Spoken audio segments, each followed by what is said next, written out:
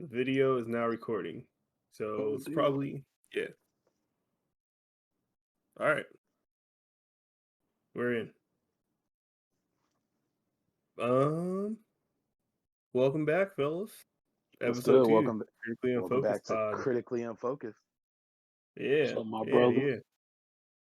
Today on the podcast, we have myself, Blake, have Jamaal here, What's have up? Tyrell here, and then Tonio in the bottom right-hand corner there. Nice to see you guys. How's everybody's week going? Beautiful, bud. Beautiful? What's beautiful about it? Week's all right, man. Shout out to Tyrell. He hooked me up with a new computer. Helped me get a laptop. Hey, allegedly. Good, My good hand to have never friends in touched high it. places. Yeah, man. Be careful about that. I'm gonna keep it real with you. This week fucking sucks. All right. Why does this week suck? LeBron's ankle turned into a goddamn boomerang. I don't like it. That was my Sunday. It was a fucking awful start to the week. Goodness gracious. Shit's been downhill ever since. I don't know if it's good, but I don't know if it was Bomani or where I was listening to, but they said like a lesser man would have tore his ACL on that. oh, that's fact. Solomon Hill would have had his shit would have been dangling or something if it was anybody else. LeBron's the GOAT even when he's getting hurt. That's crazy. Hey, he came right back in, tied his shoe hella tight, knocked down a 3, and was like, all right, you know what, I'm done. No, he kept the record alive. That's what it was, yeah. Oh, it was Nick Wright. That's what it was. Yeah, he had to. There was no way he was not going out with 10 points. Absolutely. That is crazy. Yeah, it's ugly. Nah, stopping that streak. Awful. You know, it's nasty out here. Get in podcast mode. Yeah, we can get to that. So it sounds like a mild bit of panic over there in Lakerland. I wouldn't call it. First off, can we acknowledge power line here? What are you doing? Whose man is this, man? Oh man, just ignore me, man. Talk on Twitter that Laker fans think y'all might not make the playoffs. That's a word. I'm gonna keep it real. As long as there's a play-in tournament, I'm not concerned. If the Lakers fall to the 11th seed without LeBron and AD, we weren't meant to be there. Is the play-in tournament single elimination? Essentially. So if you're the 7th seed, you have to win 1 game. If you're the 8th seed, you got to win 2, and then everybody else has to win several games. But if we fall to the 10th seed, we're not losing the game. You failed to mention how many games. And for that, because they think that's gonna be like your audio, one of those teams. Yeah, the teams that are the 8 through 10 seeds are not good. Like if we fall into, and obviously someone falls out of that, so I'm not concerned. So how many games can you lose in the tournament though? You just said how many you need to win. So, how many can you lose? If you're anybody lower than the 7th seed and you lose once, you're out. And I'm not. Can we beat the Warriors twice? Yes. The Spurs didn't twice? y'all lose to Detroit when they didn't have Drummond or Griffin? Sure. Okay, just making sure. When they had us out there? I'm sorry, a December game on a Thursday. Yes, we did lose that. Sure. Man, they caught you slipping one time. That's all it takes. And then 2 days later, we beat them, but we won't talk about that. Oh, anyway, you got your revenge on the Pistons? We did get our hit back. We did get our hit back. Why? I don't. It's crazy that niggas is talking. Niggas is Knicks fans talking so spicy. We're not supposed to be here, so you can't really hurt me. You might not be there. You're 3 games from being in the exact same spot as we might be. It's too. Can we stop this, man? No. Oh, I do want to clean something up from the last podcast real quick. I don't think I said it was guaranteed that Drew Brees was going to retire or anything like that. But Drew Brees retired this week. Could have been you. I think he retired. I think he retired the day after we recorded. He actually listened to the podcast and messaged me and said, "Nah, you had it right, man. I'm out of here." 10 hours later. Yeah. Friends in high places, like Jamaal said. That's all it is, man. Yeah, close personal friend of the podcast. Helped him through some rough things this past summer. Gosh, nasty. I bet you did. Hey, Blake, I accidentally said I hate these niggas. What do I do? Lean into it, Drew. I too love the flag. Tell him about your grandpa. Oh man. Well, today was the trade deadline. A bunch of moves happened. Was it? It was for some teams. Not all. It was for some teams. It was not for my team. I can say that. We did nothing. Celtics finally did something. They got Evan Fournier. Mm-hmm. Don't Google. You know, the Celtics almost trade for a superstar every year. That is a superstar. You right. In his country of origin. I'm gonna give him his props. Blake's been saying Evan Fournier is a star in this league since 2013. Hey man, Hey, Blake has always talked about Evan Fournier. That's funny. Hey, he got a little jumper to him. That's all I'm talking about. My nigga went to Paris once and changed his whole attitude. You guys, was that a report true when they said what was it, when the Heat wouldn't trade Tyler Hero, or they wouldn't put him in that trade for Harden? That's crazy, bro. They did the same thing today, bro. Can you imagine? They were supposed to get Kyle Lowry, but they weren't, which I think was the right move, not giving up Hero. I get it for that move, bro. If they're giving us James Harden, get Tyler Hero the fuck out of here. There had to be more to that, because there's no way you're like, we don't know. The top that's the one piece, and we're unsure. No, the bubble skewed a lot of stuff for people. How good do you guys think Tyler Hero is currently? I think he's okay. I think he's okay, like good. Yeah. It's like okay, kind of. I mean, shit. Blake just said it. Like the bubble did a lot for a lot of people, and I think the bubble, like, really zoomed in on like, oh shit, the Miami Heat are doing something we didn't really expect, and he's a key part of that. That hasn't really been the case this year. Yeah, but like, cause there was no people there. Fucking man, cause what was it? Dude from the Pacers were hooping in the bubble. He was dropping like 35. Was it TJ Warren? Yeah, but he's been hurt all year. He's been hurt. I'm gonna say I haven't heard his name once this year. Yeah, he's been a bucket for his whole career, but he's been hurt this year. I think I had drafted him in fantasy, and I had to end up cutting him because I couldn't justify. Or did I? Maybe I did draft him. I don't know. I know you at least picked him up because I remember early in the season you had him. But yeah, TJ Warren is an issue offensively at least, but just hasn't played this year. So and they just rolled him out for the rest of the season today, actually. Oh, did they shut it down?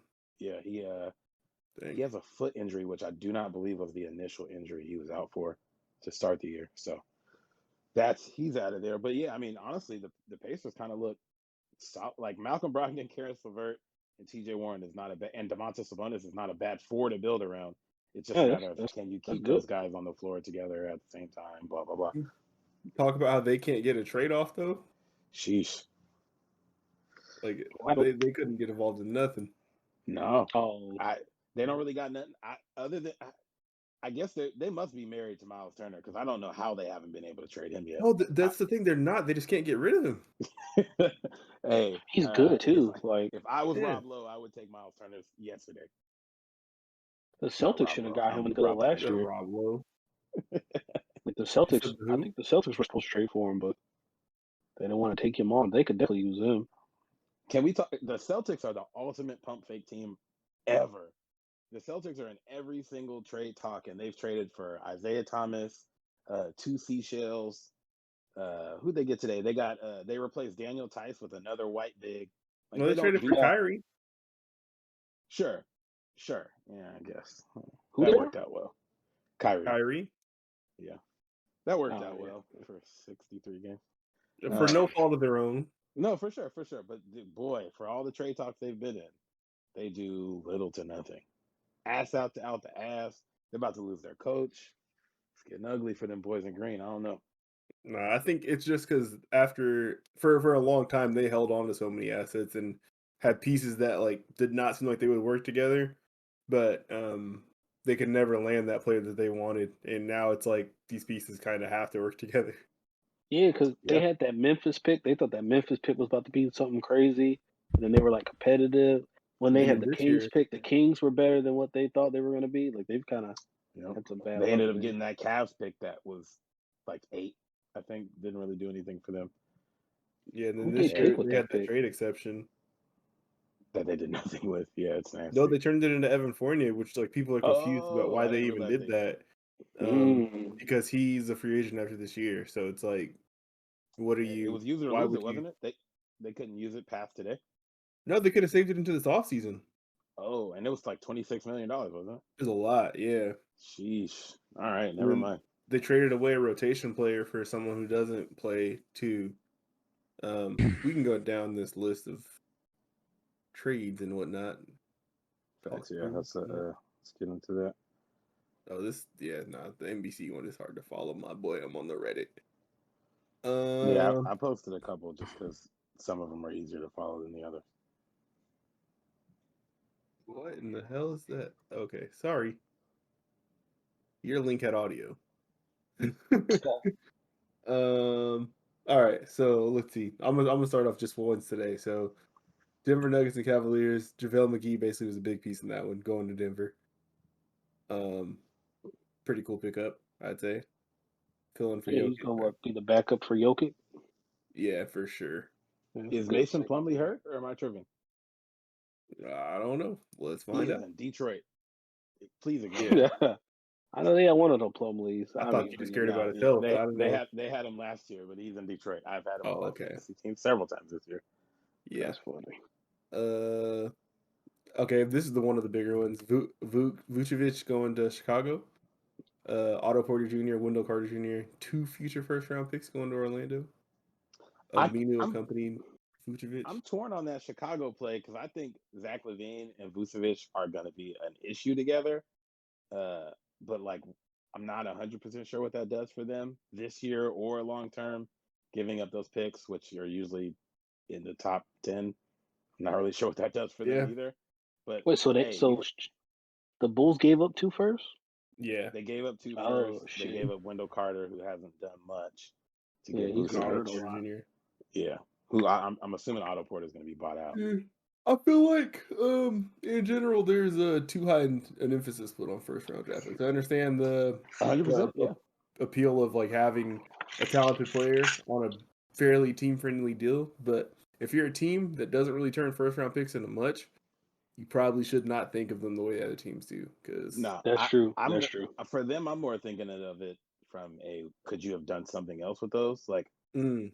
But also, like Wendell Carter and Otto Porter ain't getting it done for Vucevic, so you probably had to give those up. But I don't hate that because I think him and Zach LaVine, that 2-man game is gonna be nice. That rookie they got, Patrick Williams, looks good. Kobe White looks good. That team should be decent to be like a perpetual play-in team or in that 7-8 spot. That'll be a problem. They picked up a 2-time All-Star who's averaging 24 and 12 this year. He's going to give them some 3-point shooting, which they do not have. 40% from deep on 6.5 attempts. They say he's the only player who's done that in like years. They're doing what, 24 and 12? And shoot for 40%.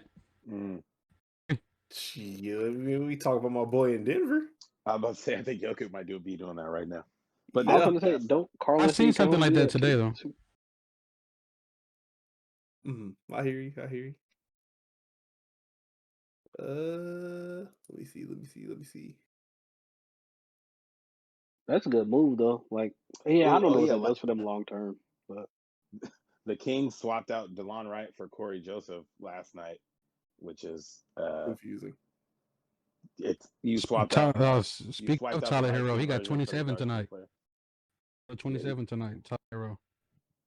Yeah, I think he his name around playing the Blazers. All right, keep on going down this. No, okay. Let's hit the big ones. Aaron Gordon to Denver, for Gary Harris, RJ Hampton, and a first-round pick. They also had Gary Clark going to Denver from Orlando, but I have no idea who that is. Denver's kind of loading up, man. As you were saying, your boy Braun went down earlier this week. All right, week? Yeah. So I'm just saying, man, it ain't sweet out west. It's never not at all. It has never been sweet. But no, Aaron Gordon gives them, I think, a semi-replacement for Paul Millsap. Obviously, he's still there, but like he's not a great contributor for them. I'll be interested to see how they use him. Like giving another cut man, but losing a guard. Like they don't have many defensive guards. Gary Harris was their defensive guard, so I'm interested to see what they'll do. But I feel like he kind of fell off the last couple of years too. Gary Harris ain't been shit. Yeah, offensively he hasn't been shit, and he hasn't been able to stay on the court. So, no, I think that's a net positive for them either way. Like that definitely makes it. Him and JaVale are solid pickups that most teams were looking to pick up today. For them to get both of those guys, that's big for them for sure. The Celtics were how close they were to the finals last year, like not really losing much that they had in the playoffs last year and adding 2 good players. Can't really go wrong there. Yeah, the Celtics were pursuing Aaron Gordon pretty tough too. The Celtics are pursuing everybody. Yeah, can we talk about how these rumors happen? Like, I don't know, man. I don't think it's real. Nah, it's a lot of cat. said it on his podcast. Did he? About the Aaron Gordon one. I think Woj is friends with Danny Ainge because every time there's a name, the Celtics are attached to it, whether they actually are or not.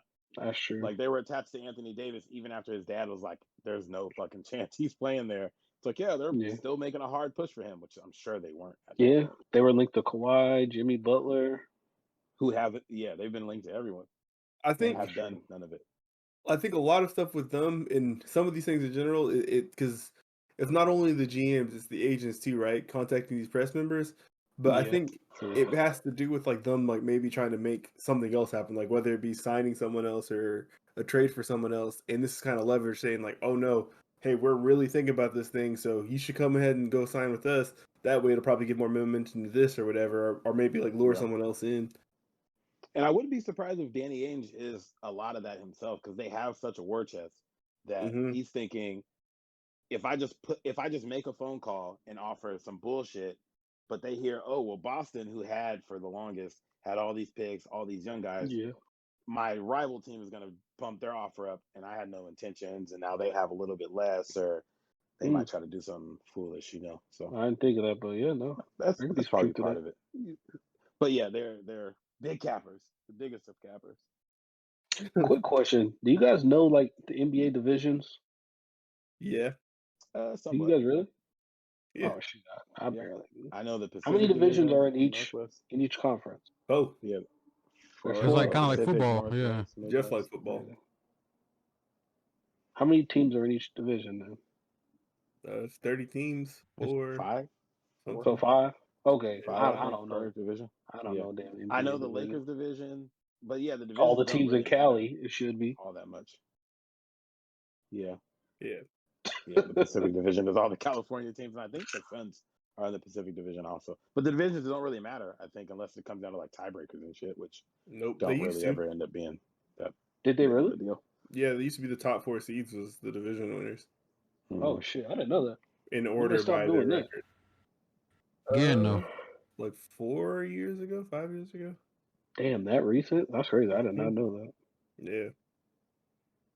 That's why that 4-5 matchup used to be a bloodbath, especially in the West, because you would have probably the Southwest Division would probably be like a high 50 win team versus like a 40-something win team. Remember that because the Mavericks will be battling with San Antonio or Houston sometimes. Yeah. Yeah, it'd be murder out there. So speaking of divisions, we're all in the Northwest, so what do you guys think of Portland making the Norm Powell for Gary Trent Jr. trade? I kind of feel like that's an L for them. Gary Trent Jr. has been balling. Other fans today, they like it. They like it. Dub for me. Trent was going to come back there or something like that. That's what they were. Yes, so dub for me because I was tired of turning on Portland games and thinking they traded for Patty Mills. So now I no longer will have that confusion. He does all the same shit as Pat. He looks just like him on the court too at a glance. Spurs games, and I don't know if I've ever seen Patty Mills miss a 3. Exactly. I don't think I've ever seen Gary Trent miss a 3 either. Yeah, Gary Trent Mills. Norman Powell's he's straight though. Yeah, it just seemed like they traded 2 players who did 2 good things for 1 player who did okay versions of what both of those guys did. Like Gary Trent was a sniper, decent defender. Rodney Hood, decent-ish defender and a good shooter. And they traded those 2 guys for somebody who's having a career year for sure, but is a good defender and a good shooter. I don't know. I don't really know what that did for them. Norman Powell's a goddamn all-star. I guess it's Jesus. It's more of an opportunity loss. Like I feel like you probably could have done something better with Gary Trent than Norm Powell. I'm also not a GM, so that could be very incorrect. Yeah, it's like so his contract was over after this year. Norman Powell, I think, might have more years left on him, which Gary Trent might have been due the bag. They probably were trying to. He's probably going to get the I was saying, yeah. We don't got it, bro. Did you guys see the thing where it said his dad got traded to the Raptors and then he got traded to the Raptors at like almost the same age? Yeah, I saw that. That's funny. That's hilarious. They're both for 23, 3 years pro and 41st game of the year. Okay. Wow. That's kind of crazy. That's insane. What else? Ooh, the Dallas Mavericks, very on brand, traded for a white shooter, JJ Redick, Nikola Melli. I like that though. Putting Redick next to Luka, that's not bad. No, and I feel like just based purely off his podcast that JJ Redick has been underutilized, and I like to see my man finally get some shots up with a more flowing offense. You know, according to JJ Redick, he's a good team player too. A lot of his teammates love playing with him too, so that should bring. Yeah, I bet they do too. I'm sure they definitely will in Dallas. But okay. Has Mark Cuban ever seen a white man he didn't like outside of a referee? Chandler Parsons. I can't believe it. Didn't me think about it. He fucked with Chandler Parsons. Chandler Parsons' life is what I'm saying. That's why Rick I don't think he had a job for 5 years too long. No, that's cap. Yeah, Chandler Parsons was on the Mavs. I forgot. You just say? He said Rick Carlisle had his job too long. Yeah, I might still be a top 5 coach. Jim Carrey Jr. He won a ring and has like 5 playoff wins since then. But okay. He won 2. He had to deal with a 30-year-old, a 60-year-old dirty whiskey. He won 2 what? Oh, he's been to 2. He be prime. Avery Johnson was their coach the first time they went. Okay. Now I like Avery Johnson too, but Dirk was too soft. Hey, is your game thing just a slider? I can't even hear him now. His audio sounds funny. It sounds terrible. I got on some Macho Man shades. Oh yeah. You might as well say, "Oh yeah, nigga," because you know he was saying it. All right, relax. We're not putting that up. Oh yeah. Nah, that was his arch nemesis Hulk Hogan. I might messing up like that, yo. I think I'm probably finna just probably back out then because I don't like that messing up like that. I'm trying to fix it. Yeah, what's wrong with your mic? Or what happened? It sounded better last time, honestly. That's what I'm saying. I don't know. I thought he bought a mic. He did, but I mean, I don't know. Like we can keep going on it, worse. And I can try to fix it later, but I can't guarantee you it's gonna work.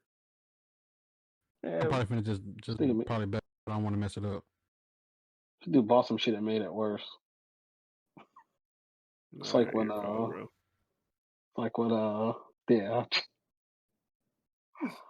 I can't think of a player. Does that headset have a boom on it? You could just use that instead. Does it have a boom? Did you say I have a boom? Like BOOM? A boom. Like a boom. Oh. Oh, like the T-Pain and Snoop Dogg song. If that's how you have to think of these things, then sure. It has a microphone for it. Okay, that's what I meant. Boom. That song was hard. I don't care. I don't know. I can't think of that song. No, that song was fucking hard. I had no fucking clue what song he's talking about. That T-Pain and Snoop Dogg song, it was on Madden. Okay. That's why I don't know what song he's talking about. Jesus Christ. Well, don't worry. I've got this timestamp so we can edit this out. I appreciate you. This is trash. Yeah. Yeah, hear me? Yes, sir. Hear me way better now? Yeah, you sound way better. We're going to go with this because if I try to give you your trust, this is going to make it worse. So, no, you sounded better than you did 30 seconds ago. I don't know what's wrong with that microphone, dude. I don't know. You got it from. It sounds good, but then you like cut out. Yeah, so I don't know if there's something wrong with my connection. I'm glad you guys can hear me. I didn't hear the end of your sentence. Hey, who's that a pop of, Blake? Is that a Call of Duty character or something, or was that like from Halo? No, it's Sergeant Johnson from Halo.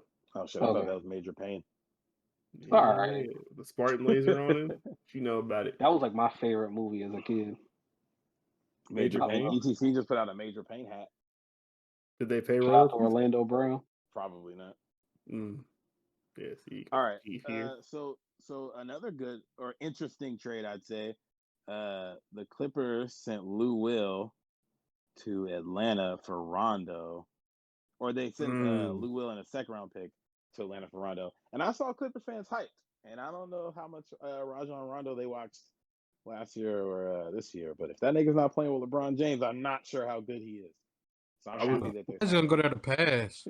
Yeah, I was in the Reddit streets earlier today, and they said they needed a ball handler, like a playmaker. They did, so they can give it to Paul George and decisions on that. Paul George stinks. I don't know. I'm not really sure what Rondo's gonna do to help that. Paul George is better than any healthy player on the Lakers right now. You should give me Paul some. George yes, Paul George would absolutely be the third best player on the Lakers. I agree. This year he might be the second. So behind Kuzma, I don't know. Nah, your boy AD been playing subpar when healthy, so he's gonna keep that. Like 17 games. So is Rondo the starting point guard, or? I'd imagine. Well, because I know Beverly's been having like some knee issues this year, so he's been in and out the lineup. And he's hardly a point guard. Yeah. Yeah, no, I imagine Rondo starting immediately. It's like, what do you expect to get from Rondo though? Like passing, which he's great at. He's still great at. Yeah, he's still great at passing. And he was just on a championship team too. He know how to win. Yeah. Okay. Some of that. As long as LeBron James is on that team, he's a season vet. Yeah, and it's also like it's easy to throw some passes to LeBron James and Anthony Davis too, though. But he can passes to Paul George. To Kawhi Leonard and Paul George, that's not hard. Yeah, so it's kind of like I don't know. I don't see like why Clippers fans would think like, oh, this is gonna put them over the top. Well, like Lou Williams is like one of the best 6 men, like runs their second, like their bench unit. So like what? Patrick Beverly's gonna their lead bench their bench unit unit has now? no scoring. No, Reggie Jackson. Yeah, this isn't actually I can't even think of a year for that to be good, but yeah. You know, I'm not sure that team is built to win much of anything at this point. Really? Like okay, sure. If you put Rondo in their starting five solid. But if anybody sits down, what does their bench give you? They have depth. They finally started playing Luke Kennard the other night, and he went off. Sure, he absolutely went off in a game.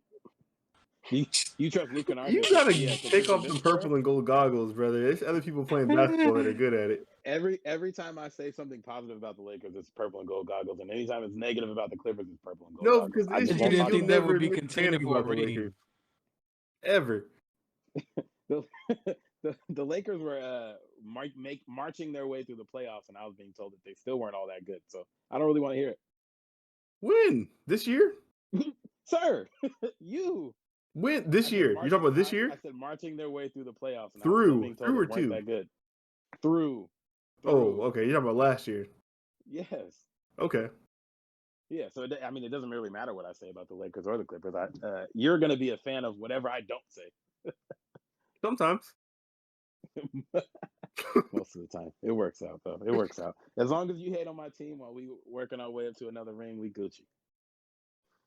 I'll be concerned when Blake starts saying, "Hey, the Lakers are looking kind of nice." Then I'm gonna be fucking. No, that's what I said at the start of the year. I said I don't think anybody's beating them at the top of the year. That was my prediction for the NBA You're trying season. to put some Jedi mind tricky on us. I don't like it. No, y'all had the best roster on paper, but now y'all are hurt as shit. So I don't know. Like I think facts. Hey, it's questionable. It makes sense. It makes sense that they're playing injured after having 3 months and a week off. Oh, okay. Before the next season, you know. Okay. LeBron James is 38 with 3 kids. All right. Wow, 38 with 3 kids. I seen what was it? The Lakers are the leading team to get Andre Drummond because he's finna get a buyout. That'll help. Because that'll help. Right. I seen the Knicks. It will definitely. It's not Marc Gasol or Devontae Kaycock or fucking Marquise Morris playing the 5. Have you seen Andre Drummond this year? I've After seen the first Devontae 12 Kaycock, years, Marc Gasol, and Marquise Morris playing the 5. All right. I saw him have 30 and 30. I think Clint Capella gets 16 rebounds by just going. So I know that Andre Drummond will be better than that. Absolutely. All right. And so yes, you want to have two players on the floor that people feel comfortable fouling in clutch situations. 100%. 100%. What's the two players? LeBron. LeGoat James and Andre Drummond. Sir, LeBron is shooting 71% from the free throw line this year. Okay. Oh, 71? That's cute. Nah, I think it's like 71, 72. Yeah, that's no Emmanuel quickly, but that's okay. Hey, everybody can't be in the gym like the quick man. So honestly, like, what do you guys think about the Nets, though? Like, do you guys think, like, is there any chance any team could beat them in the East? No. Philly, I think could if healthy. Yes. If Philly has all their guys healthy, I think. Okay. Anyways, I think Philly can if they're all healthy. See how we lost? All right, that's one game. Okay. I think if Philly is healthy, they should be able to beat the Nets. Should? Outside of that, no, not really. No, yeah, because they have nothing for their two best players. Nobody can go off for 50. One of them, any given night. What about everybody else? That I don't know if that's true. How often can get you 50? Outside of James Harden, we don't really see any of those guys that ever go off for 50. KD 40 just doesn't. We'll say 40. Sure, yeah. Anybody can go off for 40, but anybody can go off for 40 and lose a game too. So, man, you can't count on Kyrie. You just need somebody else to score 20. Game series. I'm less concerned about. I mean, we've seen what the Nets look like when KD was on the floor, and they're a bad defensive team when KD's on the floor. So I'm less concerned about if they can all score 50. Can they stop Joel Embiid from scoring 50? Can they stop Tobias Harris from scoring 35? Like, I'm less not concerned with their offense at all. But no, yeah, the Nets are terrifying. I don't want to play them.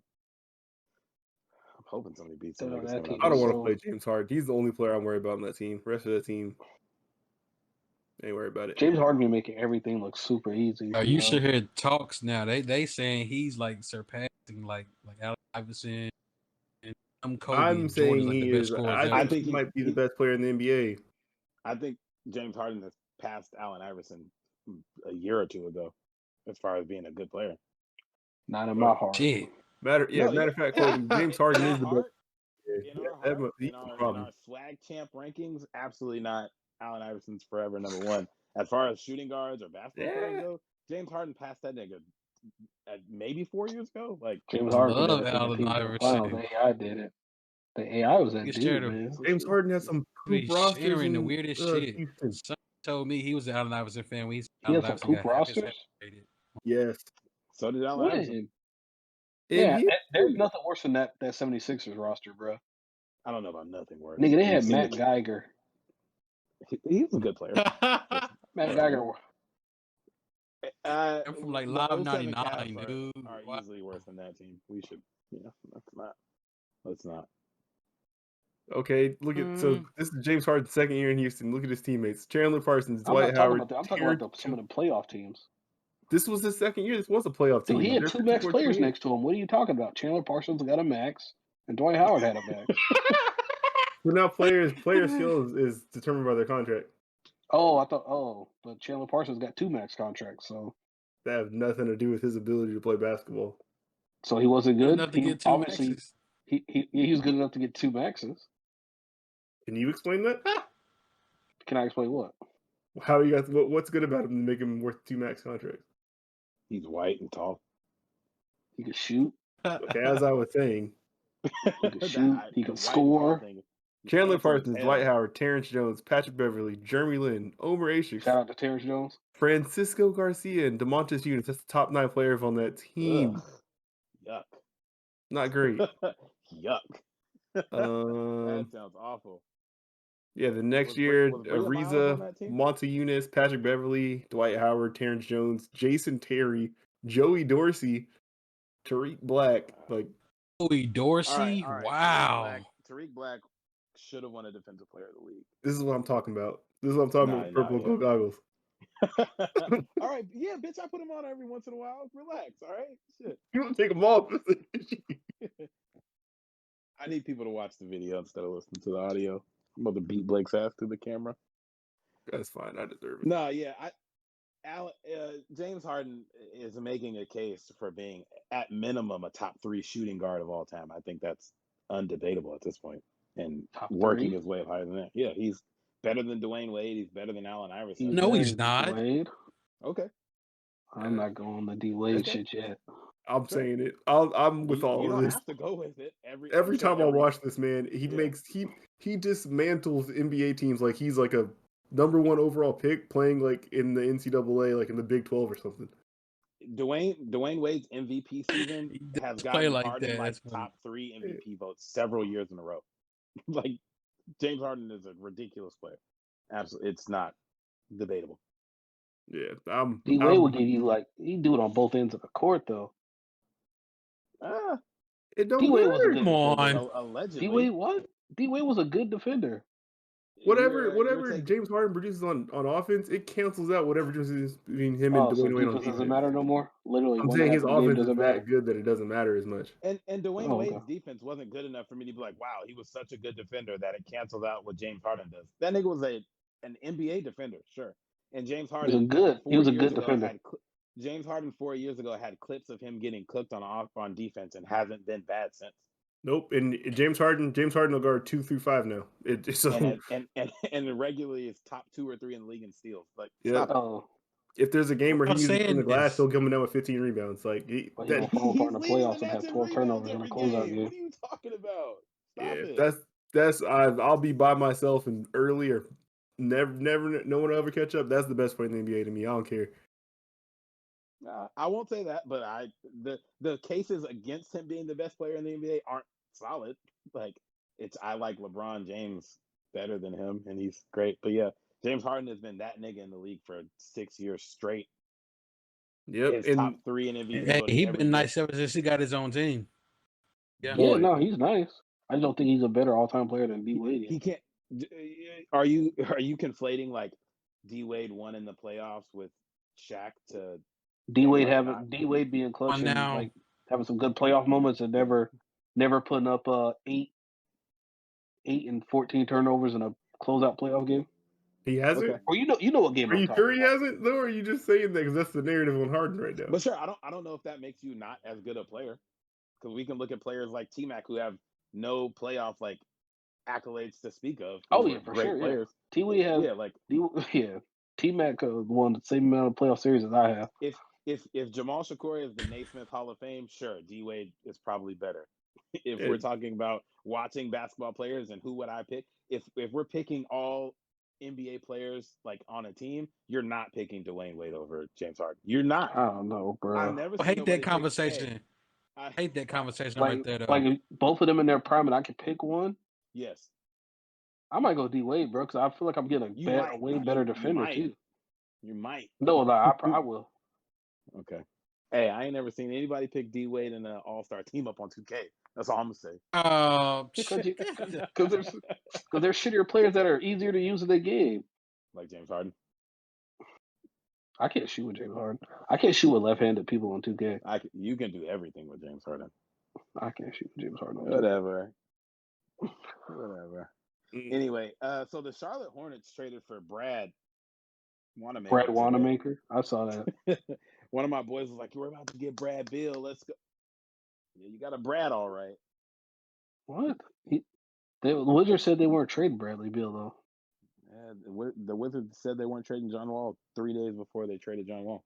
Well, that's John Wall was all that in that video. Then he got traded. We know why he got traded.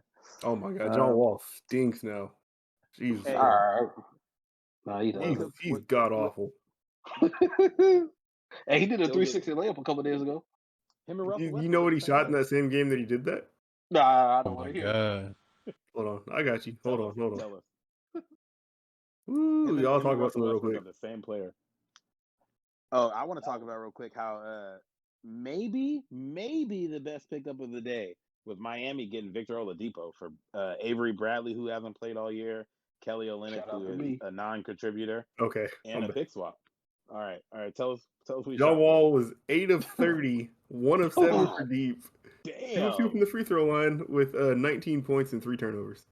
Did they win? Russell Westbrook. Yep, it broke their 20-game losing streak. Yeah, The triple-double game? You looking at the numbers, you got to watch the actual game. Okay, that was a triple-double game, Tonio. Yeah, triple-double. What was his VORP? What was his WAR? No, that's baseball, right? No, VORP No, is there's WAR. more in basketball. No, too, VORP is we basketball. don't do it for a single game, I don't think. Wins above replacement. I thought he galvanized the troops. Is that what he did? Yeah, he hugged the coach, Silas. He hugged him. When he was out there ignoring Christian Wood. Yo. Back, man. He don't pass to him. I don't get it, but it's cool. Christian Wood is 8 of 15 for 19 points, 2 of 4 from deep. How'd John Wall get off 30 shots? 30 shots. Why did Detroit keep him? Why did or didn't? Why didn't they? They just let him walk, right? Because they had just drafted Doyemba, and then they still had Blake Griffin and Drummond. So I think they were like, okay, we're kind of loaded up at the forward right now. You're the odd man out at the moment. Yeah, unfortunately, the best man out also. Yeah, I would say he sounds like the best one of those guys. I don't know. Blake Griffin looked kind of energized now. He did dunk. I saw Blake Griffin looks. That was his first and only point. Blake He's Griffin been diving on the floor and all that. Okay. Blake Griffin used to be a fucking problem. Like people forget, but Blake Griffin used to be an issue. He was an issue that first year at Detroit, and then everything just fell apart. Yeah, he made third team All NBA a couple years ago, like 2 years ago. Yeah, you shoot like 38% from three after never shooting threes. It's fucking stupid. We've never seen a player like develop like him. Like he could literally only dunk when he first got into the league. Julius Randle. He definitely changed with time, though. He definitely did. Yeah. Dude, like he could make free throws, and then he could. You said Julius Randle crossing niggas now. Julius Randle, he definitely added to his bag. He's become a lot better than I thought. Yeah. Threes he hit the other night, Blake. He hits free agency this offseason, right? No sir, one more. Yeah, Blake Griffin got one more year making $34 million. Ex-player? Mm-hmm. Julius Randle's making 34? No, he's only making 18.9 right now. No, this is Tyrell be lying. I literally said Blake Griffin before I said that. Yeah, but yes, Julius Randle is a max player. So do you guys think anybody made a move today? Do you guys think anybody made a move today that gets them over, like pushes them in any direction other than continue to be good? Or I think the Nuggets made some moves to push them probably past the Lakers in the West. Okay. Hey, no bullshit. I might be on that train too. The Nuggets, man. Okay. Hey, I love LeBron, but Nuggets, man. Man, you have made else? Are we just gonna stop at are the Nuggets the only team in the NBA? Anybody have any other opinion? They definitely have made the most splashes today. I mean, the Bulls weren't going to do anything this year, so I mean, adding Vucevic helps, but their plays next year. The Celtics kind of shot themselves in the foot. I don't know what that was about. I don't. We got Terrence Ferguson. Kind of the same team still because he got traded for a guy that didn't play. Terrence Ferguson. Hey, is that the light skinned dude, right? I couldn't tell you. He was in the dunk contest for. No, he's the other dunker. Yeah, he was in the dunk contest. No, he was the light skinned dude on OKC, right? Where he he almost like contest. broke his fucking neck trying to block somebody's shot because he jumped like 40 feet in there. You remember what I'm talking about? Yeah, that dude is the most bounce I've ever seen. So he's going to be sitting on the bench talking to Theo Pinson all game. So Yep. And him and Obi Toppin are be having great dunk offs in practice, I'm sure. Yep. He almost killed himself mid-game. Oh, shit. We haven't talked since the All-Star break. Can we talk about how fucking trash that dunk contest was? Yeah. Can we talk about how y'all all hated and that all of Obi's dunks that got played? Hey, Obi, the baseline between the legs and two hands, he got robbed. He got robbed on that dunk. He got robbed on that one. He got robbed on the one where he jumped over his dad and Julius Randle, too. He went 1 foot from the free throw line. Come on, like, what are we talking about? Over 2 people? Sure. Was he that close? Was it? Yeah, see, it doesn't look that crazy because he's bigger. That's the only thing when guys are like super big like that. No homo, like something like that dunks be looking kind of weird. Y'all get somebody who didn't even kiss the rim with. Who didn't kiss the? No, yeah, he's like 6'3" though. He tried to kiss the rim. It was like 4 feet away. It was. He Nah, was he a was regular closer than ass that. dunk with an ugly face. Of course he was. Yeah, no, of course it was closer, but that shit was trash. Which speaks to the fact the whole ass dunk contest is trash. Now the whole thing is trash. I think they just should have skipped the All-Star game. None of that weekend, none of that day was memorable enough for them to have done that. No? No, I don't think They just squeezed it in there too. That's the corny part. The game wasn't good. The skills No. wasn't good. The 3-point contest was good because we got to see Steph do what Steph does at practice. Man, I thought the game was good. I thought the game was entertaining. I think it was. Yeah, the game was it was a basketball game full of like all-stars, sure, but like, did we need that? Not really. You didn't like the Dame and Steph just busting everything down? I did. Yeah. I did like LeBron getting his tampering started early with Steph Curry. You know what I'm saying? He thrown him a couple of times, gave him a wink. If he pulls that off. If he pulls that I might off, be anti-LeBron if he does that. Might as well kick me off this show. Yeah. Who you guys think, as far as buyout guys go, who you guys think will make an impact? So we got Andre Drummond. He already was bought out. LaMarcus Aldridge was bought out. Drummond got bought out? My bad. They're in the process today. Or they're it went through? him out. I believe it went through all the way. I know they were talking about it. Either way, he'll be bought out. LaMarcus Aldridge. Brian Windhorst said the Lakers are leading again. I also saw the Knicks are looking at there. He's leaning towards the Knicks allegedly. Already go there. They got Rivers Mitchell looks to be Robinson bought out by OKC. Avery Bradley looks to be bought out. Otto Porter looks to be bought out. Corey Dang, Corey Joseph. Anybody you guys? Shit, like a whole new free agency, right? Low key, like this isn't a bad buyout class. We typically don't ever see anybody who's like a name getting bought out. The two bigs could make a difference on a team, I think. Is Myers Leonard getting bought out? Avery Bradley, if he hasn't really played this year, but if he gets bought out, goes to somebody. Myers Leonard was cut. Oh, hey, he could be a good pickup for a team. Who? Myers Leonard. Can we go back to the actual players who are worth talking about? He about to be playing in Siberia. We don't need to give him any minutes. He about to be in Kazakhstan. You about to have a goddamn them shit Nick Cannon be wearing. He gonna be wearing this. Wow. Turban? Yeah. No, Myers Leonard is out of here, bro. I think I'm gonna mark this time also. No, Myers Leonard is done for. Get him the fuck out of here. We don't need people like him in our league. LaMarcus Aldridge. Is he still? I don't know. Like, fuck Myers Leonard. I'm sorry. I don't know. Like LaMarcus Aldridge. Like I heard them talking about the Heat, but honestly, at this point, like I can't say that I've seen him play a bunch, but he just seems like I've seen him play when I'm watching Keldon Johnson or when they play the Lakers, and he looks not good. In any way, shape, or form. He looks unathletic. He's not really shooting well. He looks just old. But if it's like your backup center or your third center who's just going to play a couple minutes, I guess that could do something for you. Yeah. He might just need to change the scenery too, though. I think he still's got can contribute to a team that needs a guard. Austin Rivers is fine. He just have a logjam. But he was fine in stretches this year. Other times he kind of gets like crazy tunnel vision. It just you really gotta have the right role for him. Yeah, and I'm sure there's a playoff team that could find that for him. Yeah, Avery Bradley for sure. Hasn't played since February, but how he looked with the Lakers last year when he was playing, definitely can contribute to a team. He was knocking down. I think he was shooting like 36% from three, 37% from three. Playing great defense, averaging like 12 points a game. If you get that from him again, that could be a good pickup. And he's from Tacoma, so we always like to see those guys shine a little bit. Yeah, you got to give me a draft party. Oh boy, when Avery got drafted, it was at some country club up in Lakewood. Okay, you were there? Gardens? Yeah, we went. It was like what's dude from New York, the drill rapper, the old nigga. Fabio Foreign. I was like, I'm in a club with 100,000 niggas.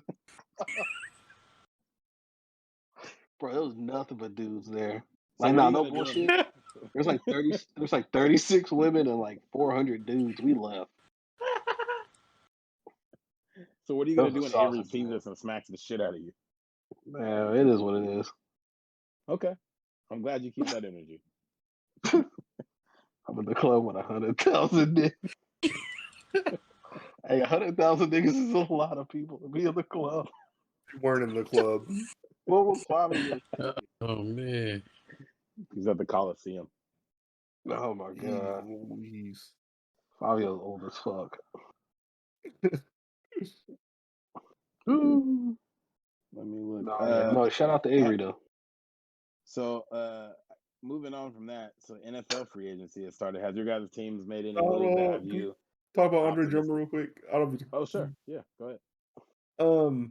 So I mean, him too. It's like this. Yeah, a lot of people, I guess, have kind of been bought out, but truthfully, I feel like these are players who are of a bygone era. Andre Drummond's game has never changed. Like, and I don't think there's a team that like that's going to need him. Like, he's a liability. Sure. He shot 47% this year. You could say the From same what, thing 3? about the starting center for the. Oh shit! Sorry, what was that, Tyrell? I said you could say the same thing about the starting center for the Nets. Like DeAndre Jordan's game has never evolved, but he didn't shoot 47% from the field this year. Sure, he knows how to be a good friend to popular people. He's shooting at the hoop. It doesn't matter what team you're on. Blake Griffin was just shooting awfully on that same team. He was shooting like. But he shoots jump shots. Andre Drummond does not. Sure. Okay. Mitchell Robinson set the record for field goal percentage last year on the terrible Knicks team. Sure. I think we've seen enough players who are.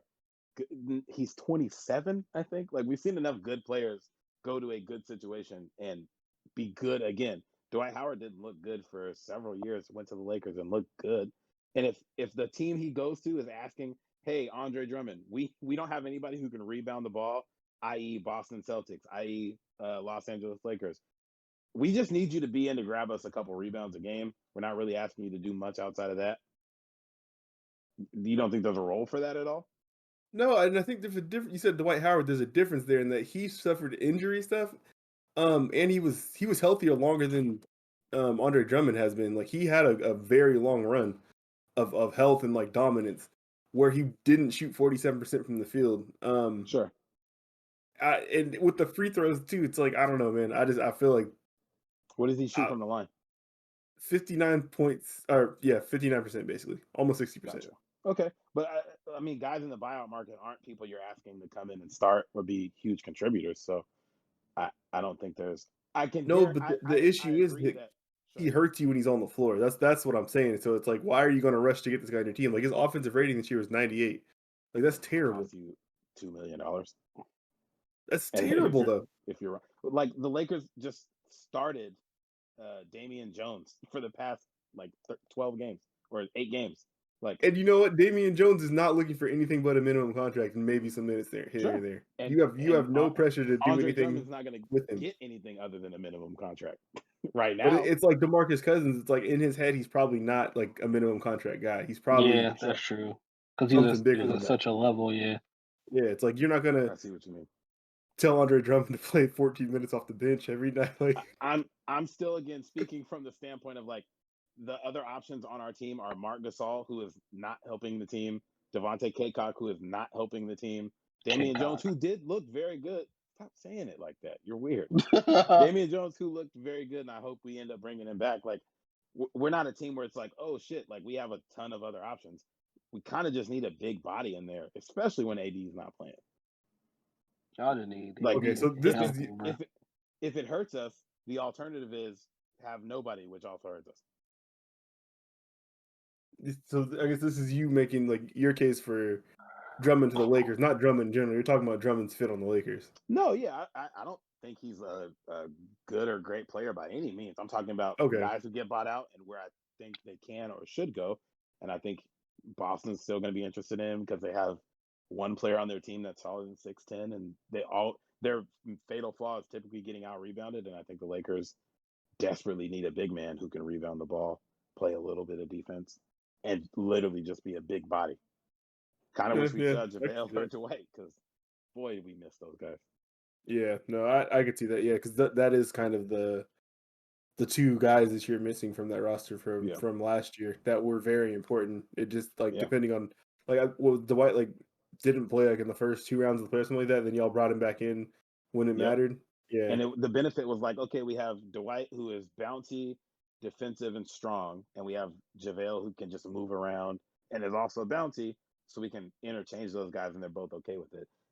Drummond's not really either of those, but us playing the Hawks and being out rebounded how we were, losing that game, that's just games you can't lose when you're in the West and don't want to be in the playoff or the play-in tournament like we are.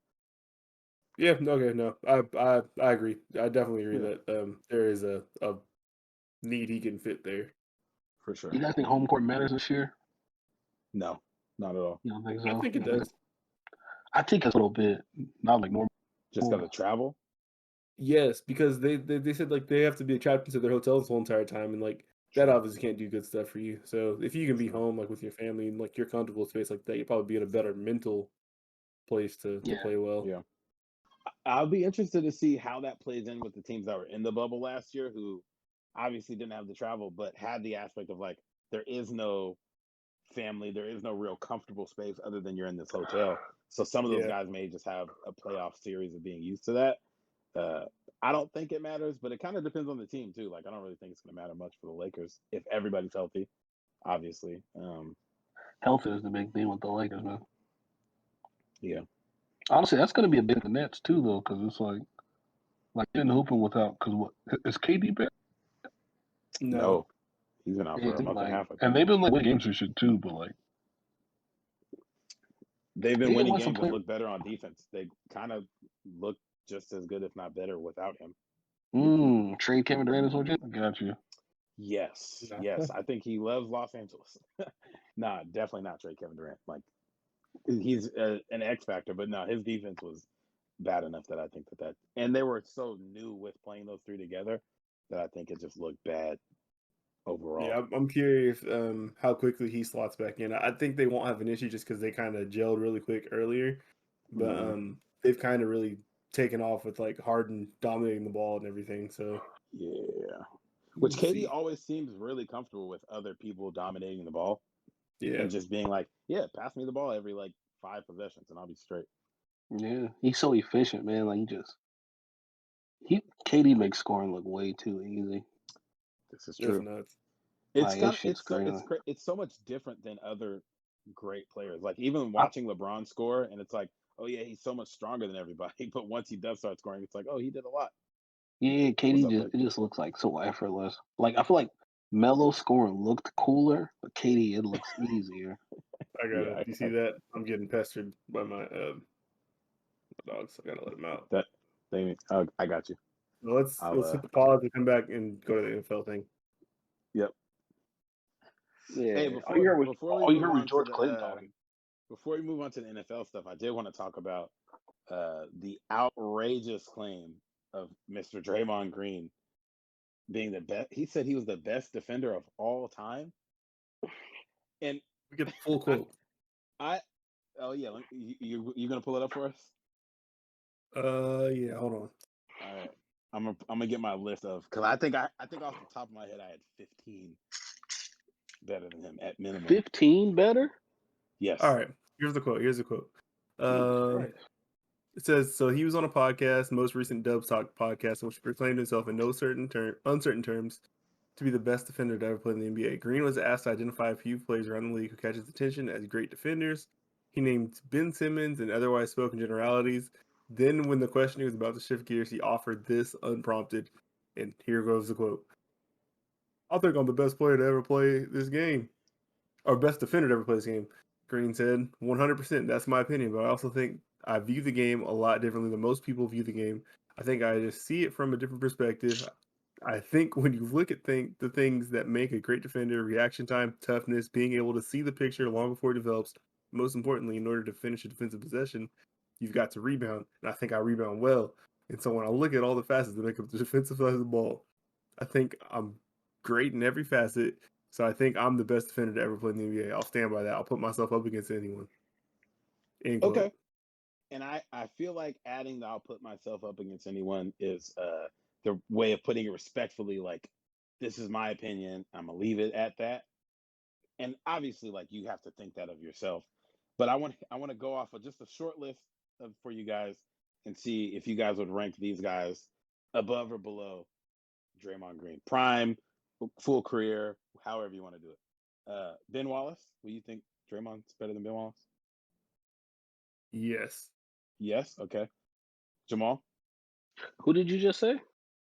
Ben Wallace. Yeah, I put Ben Wallace up there. Better than Draymond, yeah. So you're saying he's better, Blake saying he's not? No, I'd say Ben Wallace is better. Yeah, and Blake, you're saying he's not better than him. I'd take Draymond over Ben Wallace. Okay. Scottie Pippen or Draymond? Draymond. I know this sounds nuts, but Jamaal? I'm going Draymond, man. I feel like Draymond wouldn't let Future do that to him. So you gotta factor that in. You gotta factor that in. He defended his bitch better. I agree. Dikembe or Draymond? Dikembe Mutombo or Draymond? Draymond. Yeah, Draymond's more versatile, but like I don't know if he's better. You know? Okay. I do. Michael Jordan or Draymond? Draymond. Kareem Abdul-Jabbar or Draymond? Draymond. Why is that even a? Yeah, what the fuck? Gary Payton or Draymond? Draymond. Chris Paul or GP. Draymond. Okay. You keep on. Dennis. I'm just going off a list. Go. Yeah, you fine. You keep on. Dennis Rodman or Draymond? Dennis. Yeah, probably Dennis Rodman. Kawhi Leonard or Draymond? Draymond. I think I might go Kawhi. Dwight Howard or Draymond? Dwight. Yeah, I'll go Dwight too. David Robinson or Draymond? Draymond. Yeah, I'll go Draymond on that one. Kevin Garnett or Draymond? KG. Which year, KG? Just like at his absolute best. Whatever you want, full career or peak. I'm going KG. Yeah, top of the top, KG. Hakeem Olajuwon or Draymond? Hakeem. I don't know enough about Hakeem to give an opinion on that. Tim Shout out Duncan to Africa. Draymond. I'll go Draymond. Wow. Bill Russell or Draymond? As if I can. Okay. I'll say Bill Russell. Okay. Yeah, I give respect. I'll give Bill Russell that one. So Blake, it sounds like you might have Draymond at least in your top 5 defenders of all time. Sounds like I do, actually. Or just nobody on that list. Do you think? Hell yeah, he does. I guess, or maybe off of that list, which is Bleacher Report had that as their like ranking the greatest defenders of all time. Okay. So based off that list, you would probably have Draymond in your top 3. It sounds like of all time. Yeah, the only reason I say that is Draymond at his best was picking up. It's not 1 through 5, 2 through 5, and a lot of the guys you named were big men who were not built for that. They were built for guarding other big men. So less versatile, but maybe better. Yes, and the big men that I did mention over him, such as Dwight Howard and KG, Dwight's impact at the rim was so beyond anything else, and his rebounding, that I think it cancels out his ability to guard people on the perimeter. KG could pick up outside and guard. That's why I was surprised that you said Draymond's better than Ben Wallace, because that was Ben Wallace's saving grace, was he was doing everything in the paint you needed. But it was interesting to hear you guys say like who was better and not better, because when I'm going through, I'm kind of looking at like the little blurbs they have about him, and Tim Duncan, like number 2 all time in defensive win shares, which means like obviously his defensive was doing something, or his defense was doing something. No, yeah, for sure. Like, he probably got a bunch of defense all first teams too, though. I don't think defense and think Tim Duncan, so I can clearly see where the I do think from. Tim Duncan in defense. I think I do. I think of everything with Tim Duncan. Like I guess that's Well, Motherfucker's a winner. the reason I would put Draymond above Ben Wallace was, again, that Ben Wallace played in an era where big men were not outside of the paint. So it's incredible what he did for his size. His rebounding was also incredible, and that doesn't take anything away from like his greatness, but his era wasn't the whole court like it is with Draymond's. Something that's I was thinking about earlier. Oh, where would you guys put LeBron versus Draymond? Defensively? Draymond. Okay. Draymond. I figured you both said that. I was thinking when people have always kind of given like guys like LeBron or Draymond like they can guard 1 through 5. I kind of feel like that's overblown because there's very few situations where that matters. When I think of like he can guard 1 through 5, I'm thinking like would we put Draymond on if he wasn't on this team? Would you ever want Draymond guarding Steph? Is he capable? Yes. But is that a matchup you're like, if we get this is what we want? No, so I mean, it used to not matter. It used to not be a thing. But nowadays, this is entirely pick and roll. That happens all the time. Like someone's ability to pick up someone to pick and roll is huge, and that's like why Al Horford was so valuable on the Celtics, because like he was like one of the best, if not the best, in the league at handling that switch and guarding the smaller player, which is what Draymond's had to do like his whole career, as well as guarding the bigger player. And yeah, it probably is overblown. You're not going to start the game asking Draymond to pick up the point guard and all that, but of course, it's something. I was just thinking for guys like Rudy Gobert, where it's like we've seen what Steph did to Rudy Gobert, but we've also seen if Russell Westbrook turns the corner and beats his guy, and Rudy Gobert is waiting for him in the paint, or Joel Embiid is waiting for him in the paint, that changes what the entire play looks like.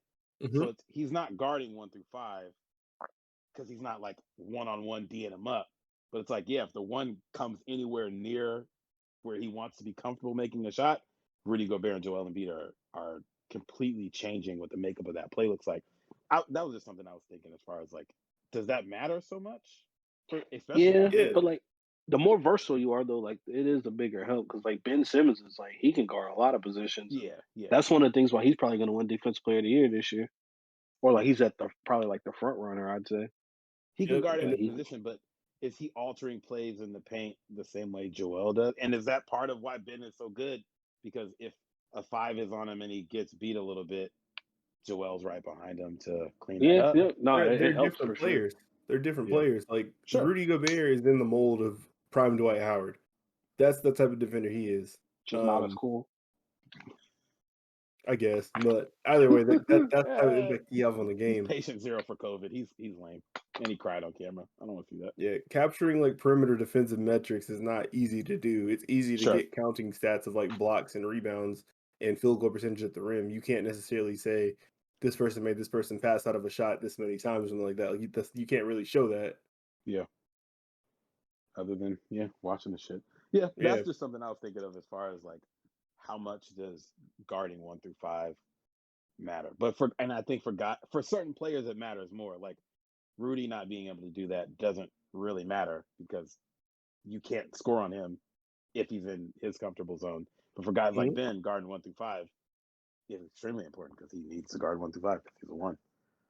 I do think like the best defense I've ever seen, like in a long time, was like prime Kawhi. Like when Kawhi decides like he's gonna lock up, that shit looks insane. It's like, bro, like, they're struggling to like dribble around him.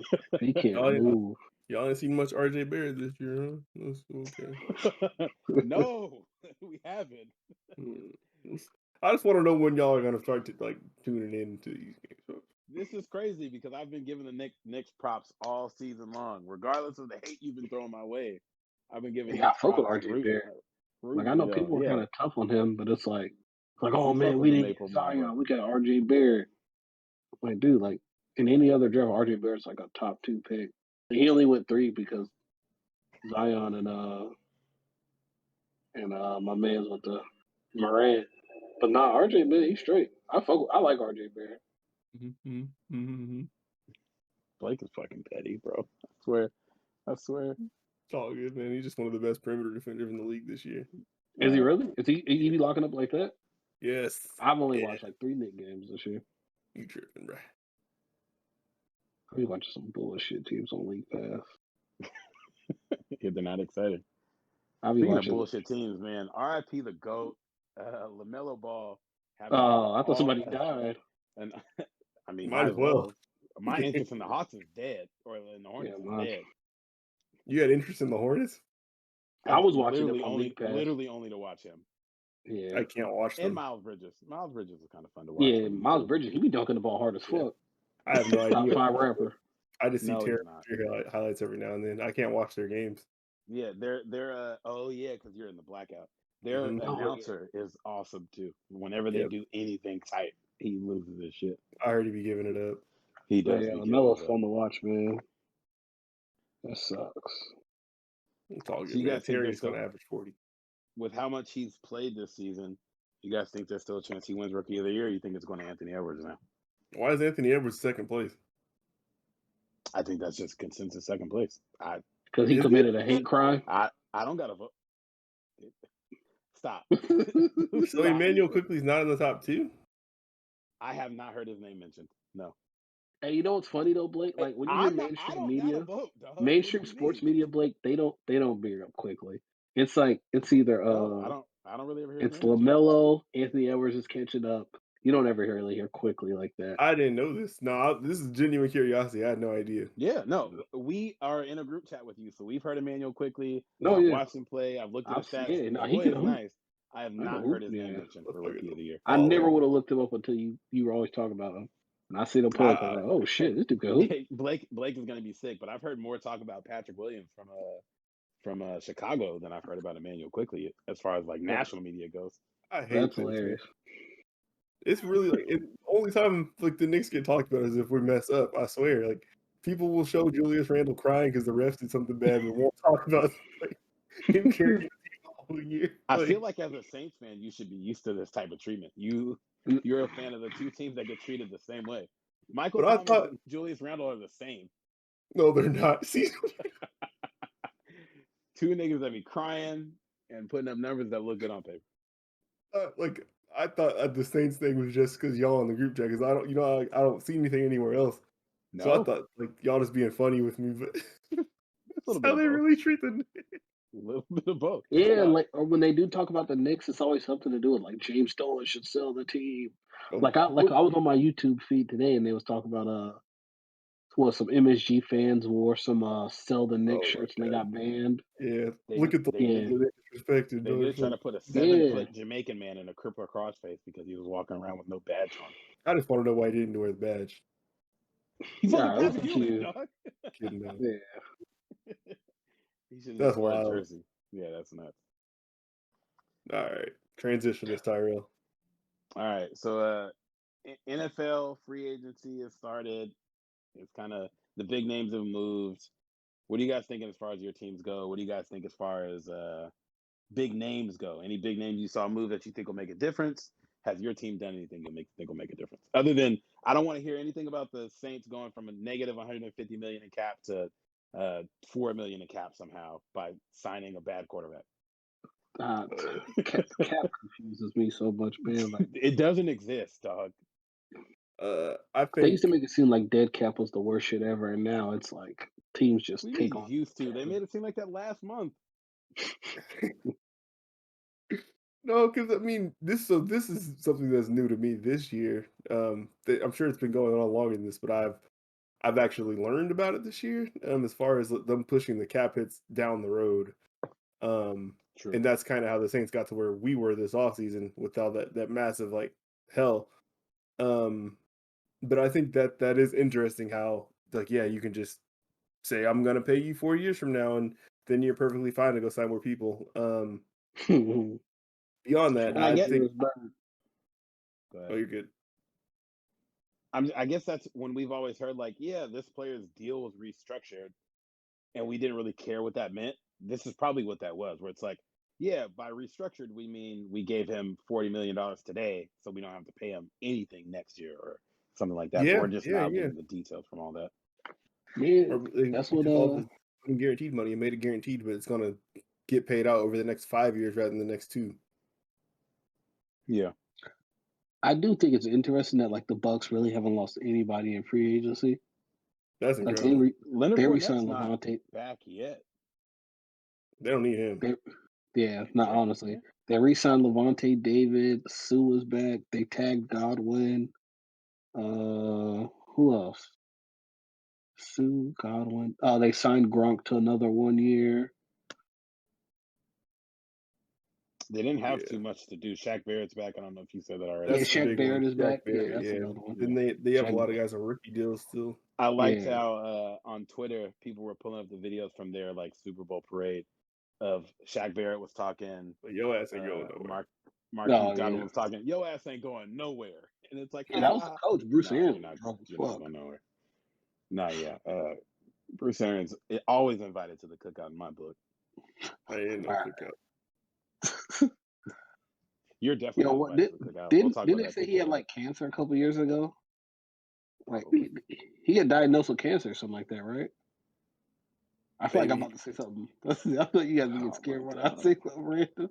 I'm letting you go, man. Do you think? No, because he was talking about like it was like, yeah, man, Bruce Arians got cancer. It's like, yeah, no shit. He admitted to eating paint as a kid for like 20 years. Remember he was eating like paint chips and stuff. No. You remember that? No. Oh man, never mind that. But I yeah, don't want to talk about this nigga eating paint chips. Well, that's why he had cancer, I'm sure. I think the biggest winners of free agency, I think, it's got to be the Patriots. Like, yeah, they got. I don't know. They blew the bag, boy. Gronk and Hernandez part 2. Yeah, because Hunter Henry has the same durability as Gronk, so I completely see that. And Jonnu Smith is Hernandez. Hey man, that might not be Hunter Henry. That might be the Chargers training staff. Wow. Yeah. You got a point. Because they signed the 2 tight ends. They got Kendrick Bourne from the Niners. Who else? Aguilar. Yeah, Nelson. They got Aguilar came back. Bum ass Nelson Aguilar. Mm-hmm. R.I.P. Tonio. Yeah. Kyle Van Noy's back up there. Oh shit! Did they get that the tackle from the Raiders, Trent Brown? Did they? They got Trent Brown. Am I bugging? I didn't know he even went anywhere. No, I know Trent Brown did go somewhere, but I don't know. I saw Rodney Hudson said he wanted to get traded. Everybody wants to leave the Raiders now. What the hell is going on? Hudson's in Arizona. Trent Brown is on the Patriots. Yeah. Oh wow. Holy shit. They had him before he went to the Raiders too, which is funny. Yep. But Rodney Hudson plays for the Cardinals now. I was gonna say that I think the Cardinals at least won the offseason. You think so? I think from where they were last year, like being a fringe playoff team where they should have been good, I think the pieces they added will do more for them than what the Patriots did. But the Patriots went from literally having no receivers and no tight ends to 2 receivers and 2 tight ends. Obviously, I think all those players are good. I just think that the Cardinals went from a B tier team to an A tier team, while the Patriots went from dog shit to a B tier team. So they got Matthew Judon, Dietrich Wise, Jalen Mills, Godchow, like that. They got a haul. Yeah, they did. They came up. The Bills might want to start not getting so comfortable. That's all I'm saying. Yeah. The Bills should have never been comfortable. I don't think the Bills are very good. But yeah, I mean the Patriots, the Cardinals, they got a kicker, which lost them a game or 2 last year. Hudson. They got Rodney Hudson, arguably the best center in the league. They picked up J.J. Watt to add to a good pass rush. A.J. Green, who might not do anything, but can't be worse than Larry Fitzgerald. Yes, he can. Larry Fitzgerald don't drop the ball. Sure. I'm kidding. Obviously, he can be worse than him. But, he's decent. I just thought that they went from, a decent team in a division that was winnable to a good team in a division that's winnable. Still think the Rams should be the favorite in that division. Seattle, bad. Bad, not good. Don't like them. How many games did Seattle win last year? Like 9 at least, right? They won 9 games last year? Look it up, player. I think they won 10. Yeah, I think the 49ers should be the favorite for that division. What? Okay. Why so? Because they're going to be really? Yeah, their injury situation was bad. Their injury situation was insane, and the year before that they were in the Super Bowl. I think they're going to be back. I feel like I guess this negates the point that I just said about the Cardinals. From year to year, nothing matters. Like, however good you were the year before, it doesn't really matter. However bad you were the year before, it doesn't really matter unless you're the Jets or the Jaguars. But Shout I feel out like to the Jets. I've seen my team just go from 12-4 to 5-11 somehow. I've seen the Jags go from it's crazy to watch teams go from 12 wins to 4 or 5 wins season to season. Yeah. Obviously, Football, can man. make a difference, but it's And look, insane. like the 49ers are picking 12th. Tankathon got some taking Jalen Waddle. You add that to George Kittle, Deebo Samuel. Like that's a hell of a man. Come on. Yeah, this is facts. And they got the what's Buddy's name? Number 11, Ayuk, Brandon Ayuk. Oh, Brandon Oh Ayuk. yeah, Yep. from Arizona State, Was right? a problem Yep. last year. If they could just figure out a way to get a quarterback, man, I tell you, they would be nice. Wait, didn't they? I thought they paid a guy a lot of money already. No, I heard they're going to pick up Gardner Minshew at some point. No, I thought they did pick him up. I think no, we haven't traded him yet because No, they're saying we're getting I calls thought he on was off Gardner the roster. Minshew. Okay. No, because I know we picked up CJ Beathard.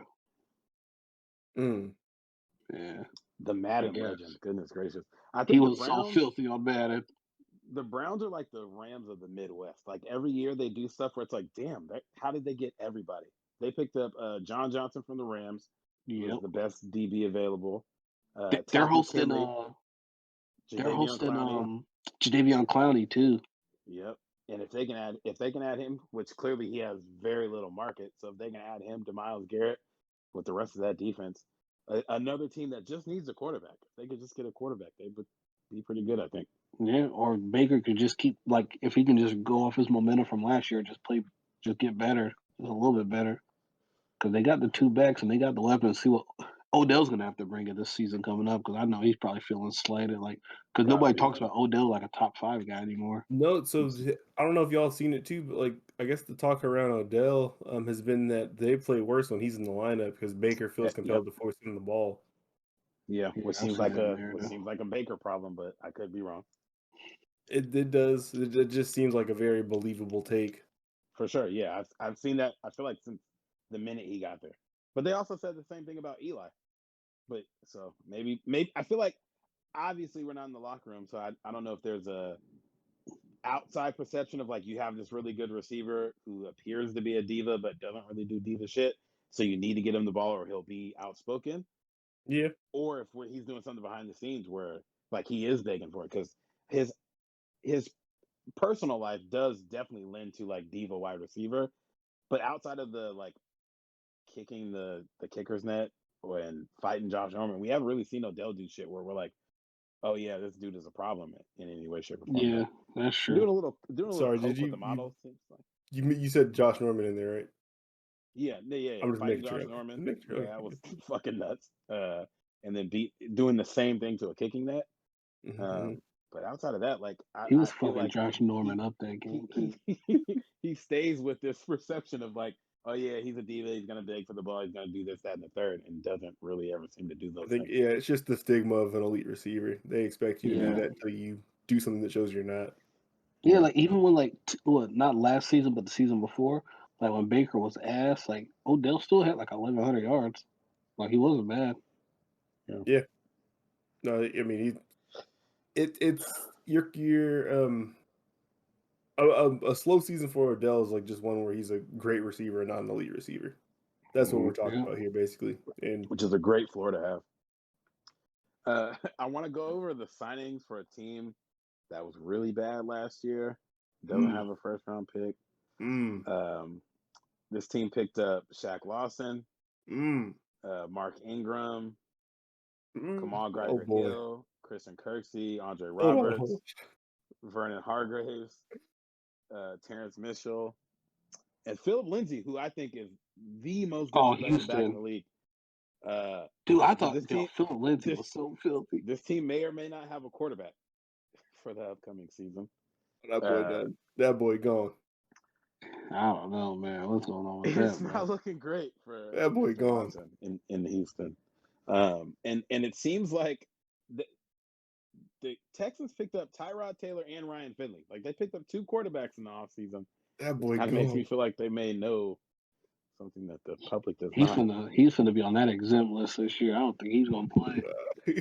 Hey, and McNair, Arthur Blank, he ain't gonna let you come to his office and be like, tell it to me straight one time. Well, McNair's in hell too, so. No, his son still runs the team. The McNair Oh, runs that team. You talking about Steve? No. Oh wow. Oh my god. Wow. No, Bob McNair. Oh, okay. I was like, what happened, bro? God damn. He's there too. Yeah, no, I'm saying His sack shit killed him. Arthur Blank, he tried to give Mike Vick out, and Mike Vick lied to him. I'm saying McNair gonna give Deshaun Watson this. Somebody said Steve McNair was dreaming about ribs and never woke up on Twitter. Let me go ahead and on the Oh my god. You're tripping. Yes. Somebody said the 9 retired him. Oh my god. Somebody on Twitter said that. All right. So the Texans are spending a bunch of money on some mid. I'm sorry.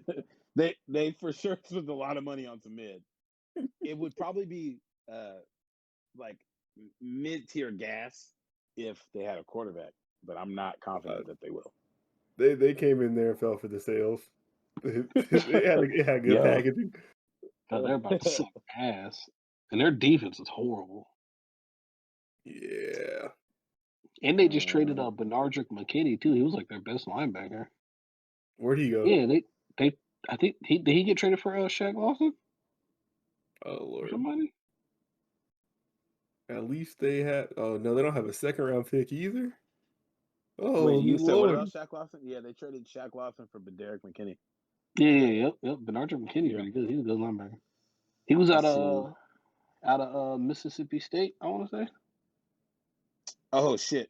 Oh, I meant to text you guys about this, but I'm glad I saved it for the pod. The Jaguars with a fucking blockbuster. They re-signed Rayshawn Jenkins. No. Oh, Chargers legend. No. Yeah. I'm coming home. I'm coming. Hey, man. Circle. I had no idea he was in the league. Yeah, well, I know he was on the Steelers. That's solid D-line. Yes. 2 years, $6 million. You know what's funny? You guys got he was Marvin never Jones. like a terrible player or a bad player. He was just like a solid D lineman. It just looks bad because we like literally picked him right in front of J.J. Watt and or like the next pick was Earl Thomas. And he got better when he left there.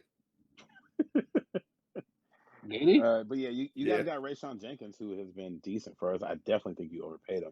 He is not been that good, but if you don't have an alternative, it is what it is. Money's not real.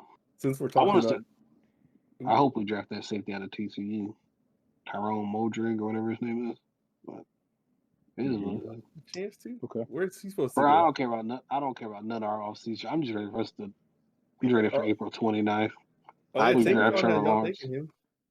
can't wait for. Tinkathon has y'all taking him with your second first round pick at 25, Trayvon Mohring. Yeah, that or I wouldn't mind that. They say the D tackle from Bama, he could be there. Chris Barrymore or whatever. I seen a mock with that. Yeah, I don't even see his name in the first round, so he probably will be.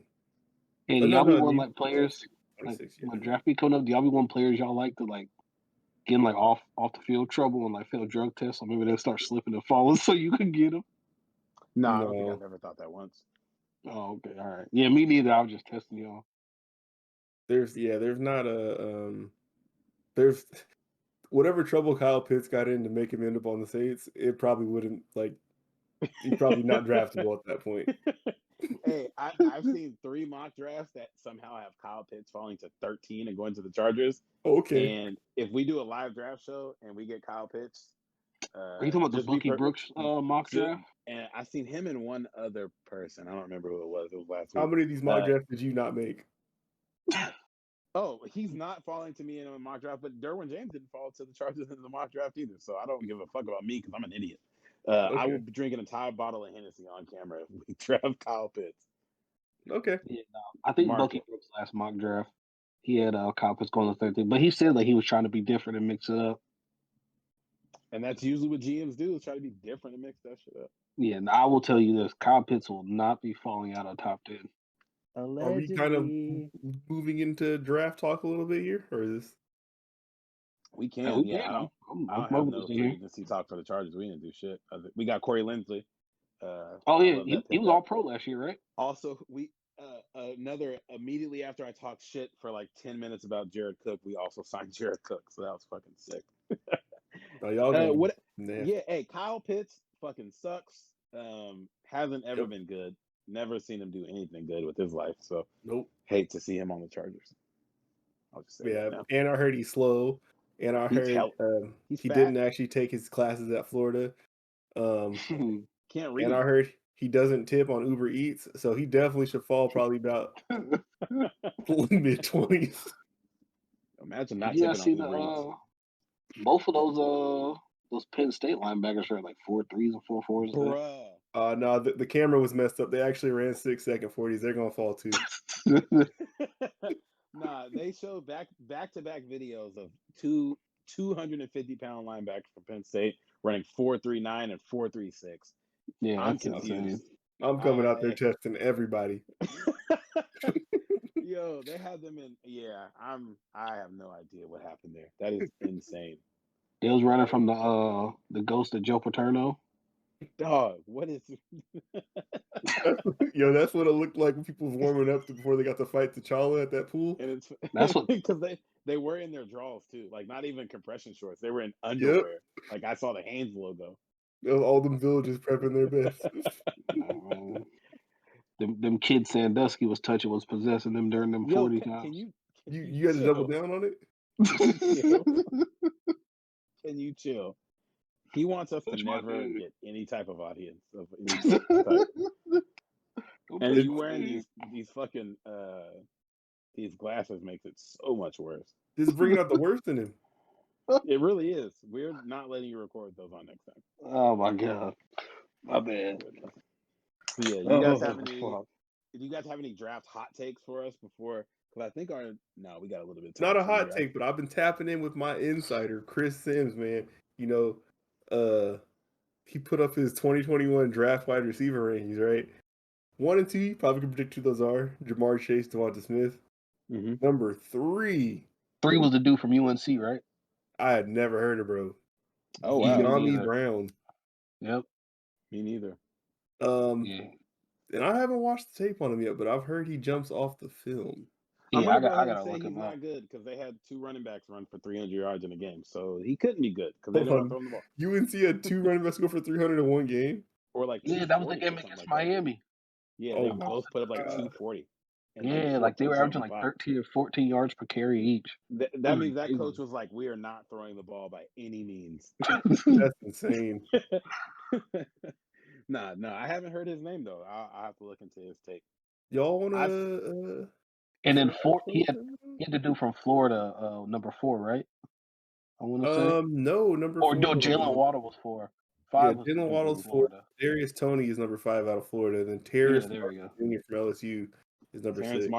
Terrence Marshall's nice, man. Yeah. And I feel like it's interesting because I always tell you guys that LSU is wide receiver U. We've had 3 Terrence Marshalls, I think. Or like Terrence, we've had Terrence Mitchell, Terrence Marshall, and Terrence Marshall the second somehow. Like I'm not really sure. I really think we make receivers in the lab. I know you guys make linebackers in a fucking lab.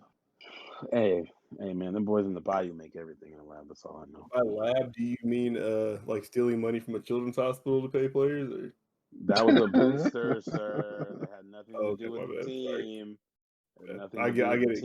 Like, my English ain't great. I can tell. God damn. North Carolina changing your mind. Yeah, a little bit. I can attempt to screen share these highlights of De'Ami Brown. Yeah, live watch them together. Oh shit! Live reactions. Bet. Let me mark this real quick because we can edit out this part. It's so bright. Let me know when you get the time, and I'll hit it. Take these shits off. Woo! We're gonna do this with no audio just to help myself out. Sure. Yeah. So you don't want us to talk during that time? No. You can talk. There's not going to be audio. No video. audio from the video. Yeah. Okay. Video. All right. Go ahead and start it. Dick Vitale, a.k.a. I'm going to leave that alone. Yeah, see. Yeah. I don't know what's going on with you. Timestamp. I don't know what's going on with you at all. I didn't say the name. I just said somebody looks like Dick Vitale. Tyrell is so stupid. No? Okay. All right, Blake. I'll just say that with the timestamps, just make sure you watch like 3 or 4 seconds before and 3 or 5 seconds it's just to help me hone in on it. I'll get it down. Yeah. Okay, cool. That was a little player action right there. Oh my god, I can't see it. I just see watch stream. I don't see the highlights. Really? Do I gotta click watch stream? Maybe, yeah. Oh, we do. Okay, start it over. Oh shit, let's go. Hey, this is fire. All right, so Okay, fight through. Strong man. A DB with the number 34 is gross.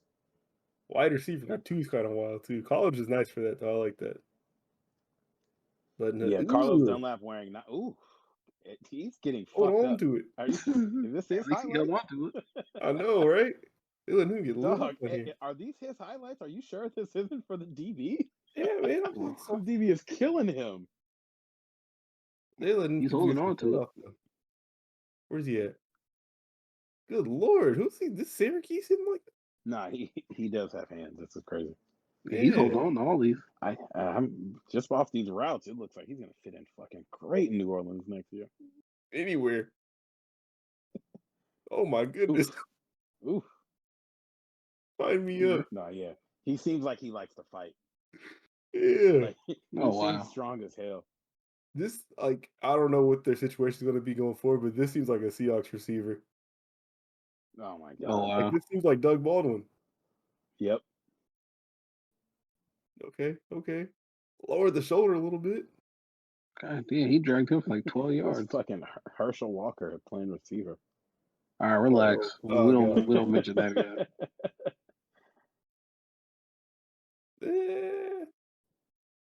Yeah, no, these are unimpressive highlights. That was very impressive. I was kind of waiting for some. He seems strong. He seems like he has strong hands. Oh, okay. Yeah, he's out of there. God damn. And he got hawked by a person wearing number 55. So I don't know about this. After breaking tag, we didn't get back all the way up to speed. Yeah, I'm kind of feeling away about him being number 3. Oh no. Yeah, 55 reception. Oh, no. But then he averaged like 20 yards a catch though, didn't he? That's what I think. His stats are on the film. Pull your calculator, my boy. This is really good though. It's just Jalen Waddle jumps off the screen at you with his speed. Yeah. And this guy seems like he'll fit into a pro system pretty easily, but I don't know. I don't know. Maybe not 3. Okay. What do we? Oh, drag the toes. Oh shit! I don't know how you got his toes on that one. I guess you only got to get 1 foot though, but yeah, he might get over the bench. I like his name. De'Ami Brown sounds like a tight NFL. Brown's a fire last name. All right. Oh, whoa. He was. That looked like that other foot touched out of bounds at the same time. Yo, his highlight. Yeah, see, this is. Cap. I'm calling cap. Type of guy. I'm calling cap.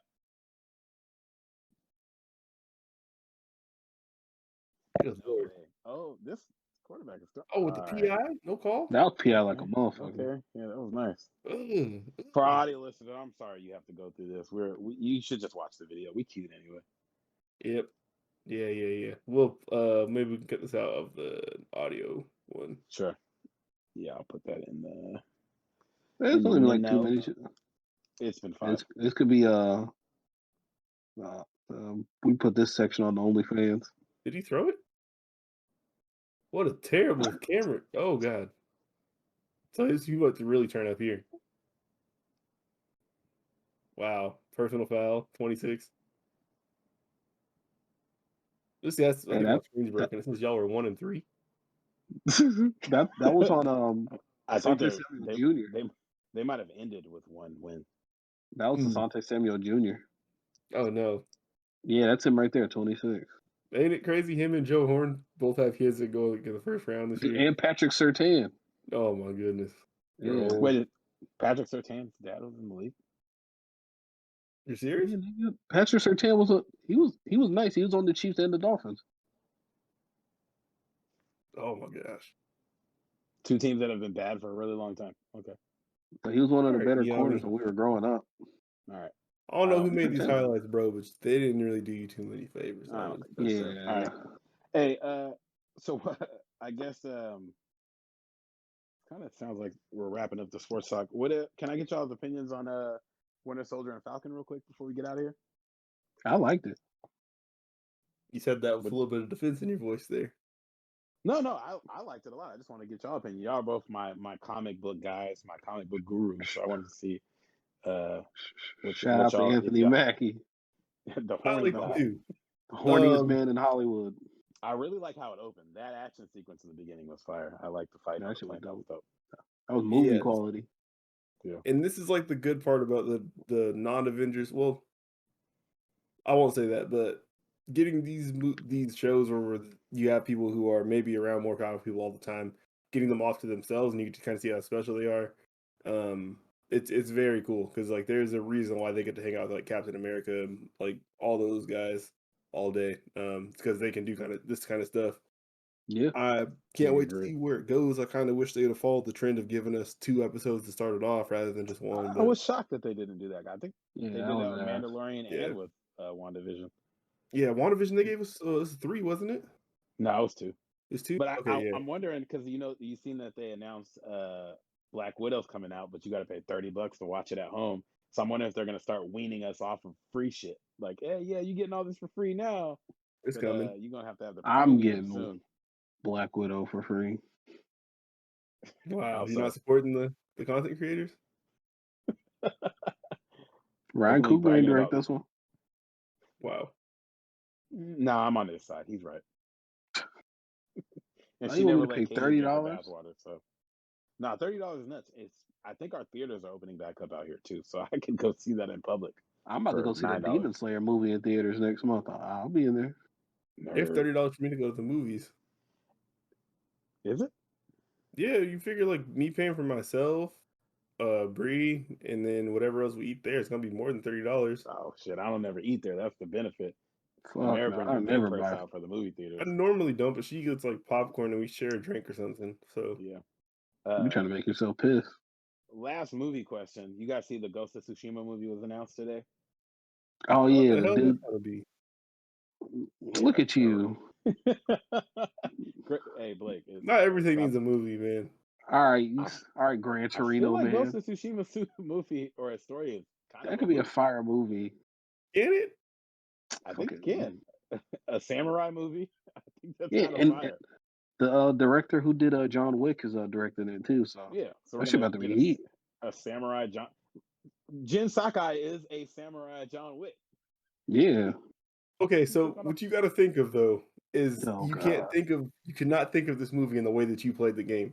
Because the way the story goes about in that game, it's not him being the main story. It's him being the sneaking guy. Sure.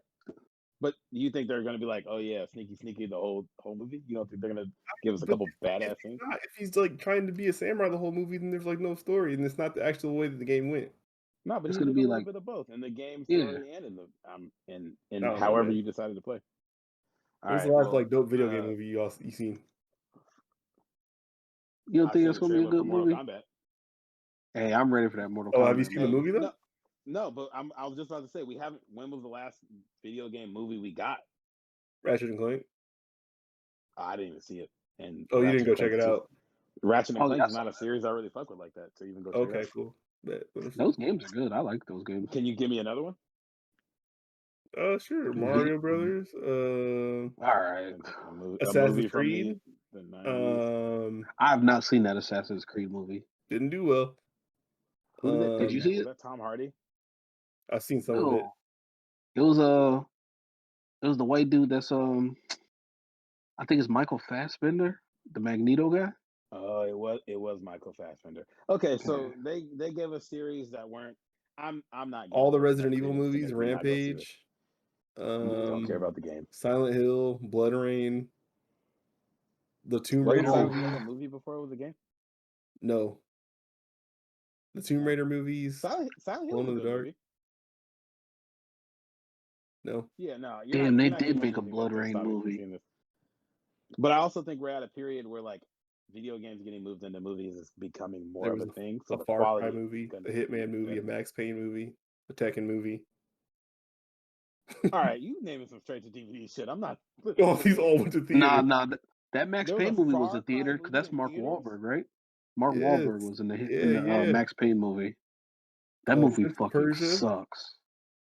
Mark Wahlberg sucks in most movies. Jake Gyllenhaal was that, right? Prince of I think Persia? so. Yeah. Yep. Prince of Persia shouldn't have been a movie. There's a Need That for was Speed ass. movie, a Warcraft movie. That Need for Speed movie actually wasn't bad. It shouldn't have been a movie, but it wasn't bad. You would see that. Did That's you say hilarious. there's a Warcraft movie? There is a Yes. Warcraft movie. I saw that in theaters. Some of this shit shouldn't have been movies. I think Sony's games are good enough that they make games that I'd like to see a movie of or a Did y'all series. see Like the Sonic the Hedgehog movie? I started it. I didn't finish it though, but I was tired. Seen the I first didn't want to trailer watch it. because They're making a sequel. Yeah, don't even support video game movies. You capping for this one. That's that cool. was a lot of shit that shouldn't have been movies. They're making a sequel to the Sonic movie. Ghost of Tsushima was one of the more cinematic games I've ever played, and it's being produced by a studio. It has a real director behind it, and it has a studio behind it that actually makes movies like Sony. The Uncharted movies in development now. Yeah, I think Uncharted will be good. I'm sure the Last of Us series will be good. Yeah, I'm looking forward to what's to come, less than what has been. I don't think any of that shit was taken seriously enough for me to really give that much credence to what's going forward. So, are you excited for the Mortal Kombat movie or not? 100%. I'm seeing that at midnight, whatever that be, at home or in a theater. I'm seeing it at midnight. That shit is fire. That shit is fire. I hope it's good. Why are you shaking your head, Blake? Blake forced me to watch King Kong and Godzilla, and I love it. But all of a sudden, he's too good for some good old blood. Nah, or the King Kong and Godzilla movies. I went back and watched those. Those are great. And we get in the third one. What's going to be different between those? I'm just saying, man.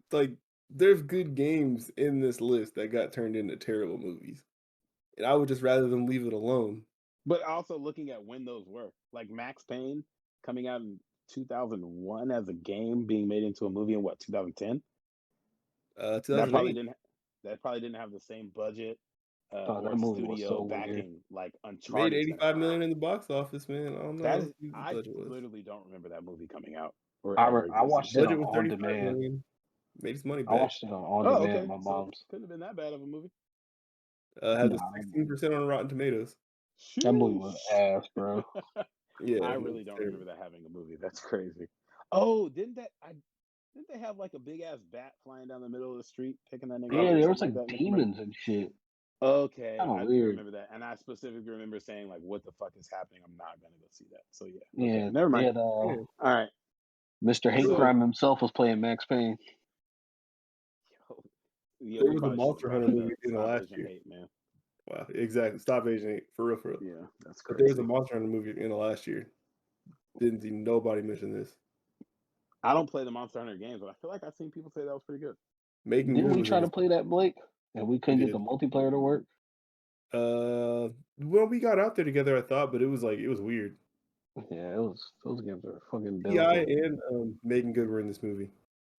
Sounds awful. Is that the first Monster Hunter movie? The only one. I feel like they made them. Oh no, this came out last year in December. Oh yeah, no, yeah. For some reason, I thought that was the second one. For some reason, I don't know why.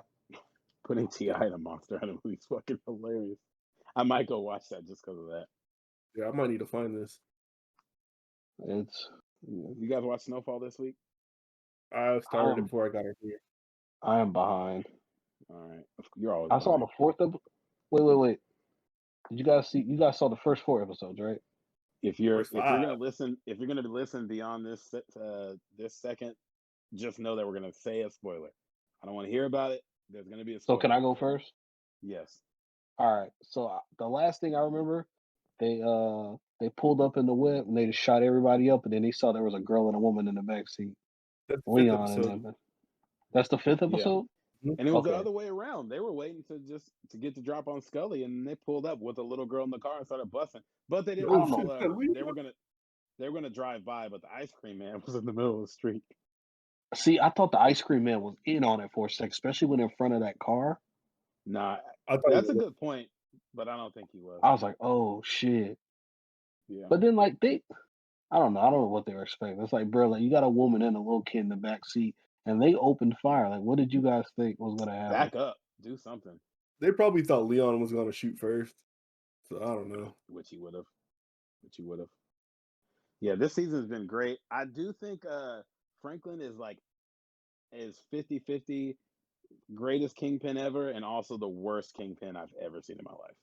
Like, he makes some good decisions, and then the other half of the time it's like, yo, I can't believe you're this bad at your job. Only reason I can't say that he's the worst, because Ghost exists.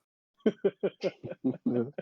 didn't even finish that, but Ghost was. It's hilarious that Tariq is a better drug dealer than his dad, and his dad did that shit for decades. It took 3 seasons for Franklin to start throwing the franchise away. It took 10 minutes of one episode for Ghost to do it. The entire show was about him losing power. Yeah, that's incredible. I guess we caught them at different times in their careers, but just from what we saw on film. And I guess maybe that's kind of the point. It definitely wasn't the point when they started, but maybe the point now is like, Tariq is like little Ghost. So you get to see him doing the fly shit, and you just saw Ghost in the back end. But that was not their objective initially. No. I gotta watch that Power. I still haven't checked that out yet. It's so much better than the regular Power, dude. That's hilarious. I stopped watching regular Power, man, because goddamn spoilers. Like, people was like when people started making memes, like somebody made a meme with like Tommy choking and killing Holly, and I was like, "Are you fucking kidding me?" That's when I stopped watching it. Season 3. I got a question for y'all, since both of y'all are still like y'all are both on Twitter.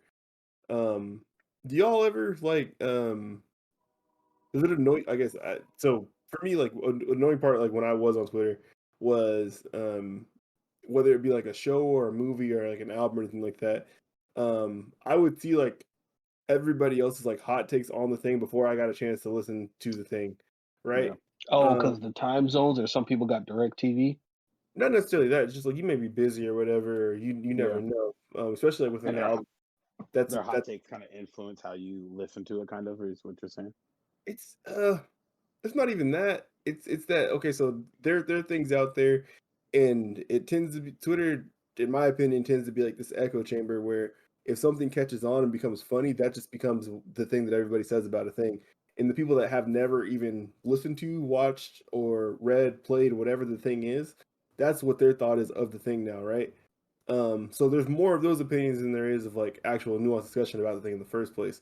So then like you may go back and actually listen to or experience whatever that thing is, and if your opinion doesn't line up with whatever the consensus is, then whenever you share it, you kind of do it from a place of being defensive. Is that like ever like? Nah, I can see what you mean. It's definitely annoying. Yeah, I see what you're saying too. I feel like I'm typically on the other end of the spectrum as far as like, essentially what you're saying. But like, I'll get on, I'll see people are like, "Oh, this album is a banger. This is fire. It's great. I love it." And I'll go listen. It's like, I mean, it's okay, or it's not good, or whatever the case may be. I don't typically like share too much of my opinion on there as far as stuff like that goes. But it is like, am I tripping? Am I hearing something different? Or are people just gassing for the sake of gassing? Or like you're saying, like, well, is it an album you thought was bad, but now you're saying it's good because your homies on Twitter are saying it's good, and you have to say that? Yeah, is this the bar for quality now? So it's like, if this is good, then like, what is this next thing? Or is like, is in your mind, like when you hear it again, like when you hear it after seeing all that and you say it's okay, is it only okay because it's not fire? Like they said, you're not judging it on its own merit of like what that thing is. I try to be conscious of that and go like, okay, I listened to it, saw people's opinion. My opinion is different, but I know that that's just Twitter. But I've definitely caught myself in the like, I've never seen Justice League, but I know everybody on Twitter says that shit's trash. So it's probably trash. Also, my friends have said it's trash, so it's probably trash. But like, I can definitely get my opinion. Like Justice League isn't good because the consensus in my circle has been it's not good. So I definitely see what you mean. Yeah. But I think just being conscious of that, because knowing like when I'm telling someone it's trash, I'm not saying like I've ever seen it and that's my opinion. That's just what I've heard from people who I generally get good opinions from. Okay. Yeah, like when I see a lot of people shitting on something, I kind of want to go see or hear myself too. Then though, Yeah. See that's if the you only reason agree why or I listen disagree. to Chances like that. Your Like album it can't be flopped. this bad, right? Shut the fuck up. Your album's not good. That's why you flopped. Yeah. When they was making that "Ooh, I love my wife" jokes about his albums, his music. And yeah, I was gonna say there are some things that like you get that opinion on and you just know it's right. Like with the Chance album. Like I didn't have high hopes for it, and then I saw that take and I was like, it probably is garbage. And you go listen to it, it's like they were right. Yeah, but I It's mean, not everything. the reason you're willing to accept that because you had a bias towards it already. I know. I think the reason I'm willing to accept that is because I'm able to somewhat curate my timeline to where I'm not really following people who have opinions I typically don't agree with. Like I don't have a bunch of people on my so it's an echo chamber, but my echo chamber is There's nothing people who wrong with echo chambers per se. yeah, It's just, they typically share my opinion. So like if we're in our group chat and everybody in the chat says, "Yo, this album is ass," I'm gonna go in thinking like everybody who has a similar taste to me thinks the shit's ass. It's probably gonna be that. If they're wrong, sure, we're gonna argue about it because I think differently. But you're definitely gonna address it from a defensive standpoint. 'Cause it's like, yo, y'all tripping. This was good, but I respect y'all's opinions enough to be like, okay, if all of y'all or most of y'all say it's bad, it probably is that. Or if most of y'all or all of y'all say it's good, it probably is that. Because we does that share like enough similarities.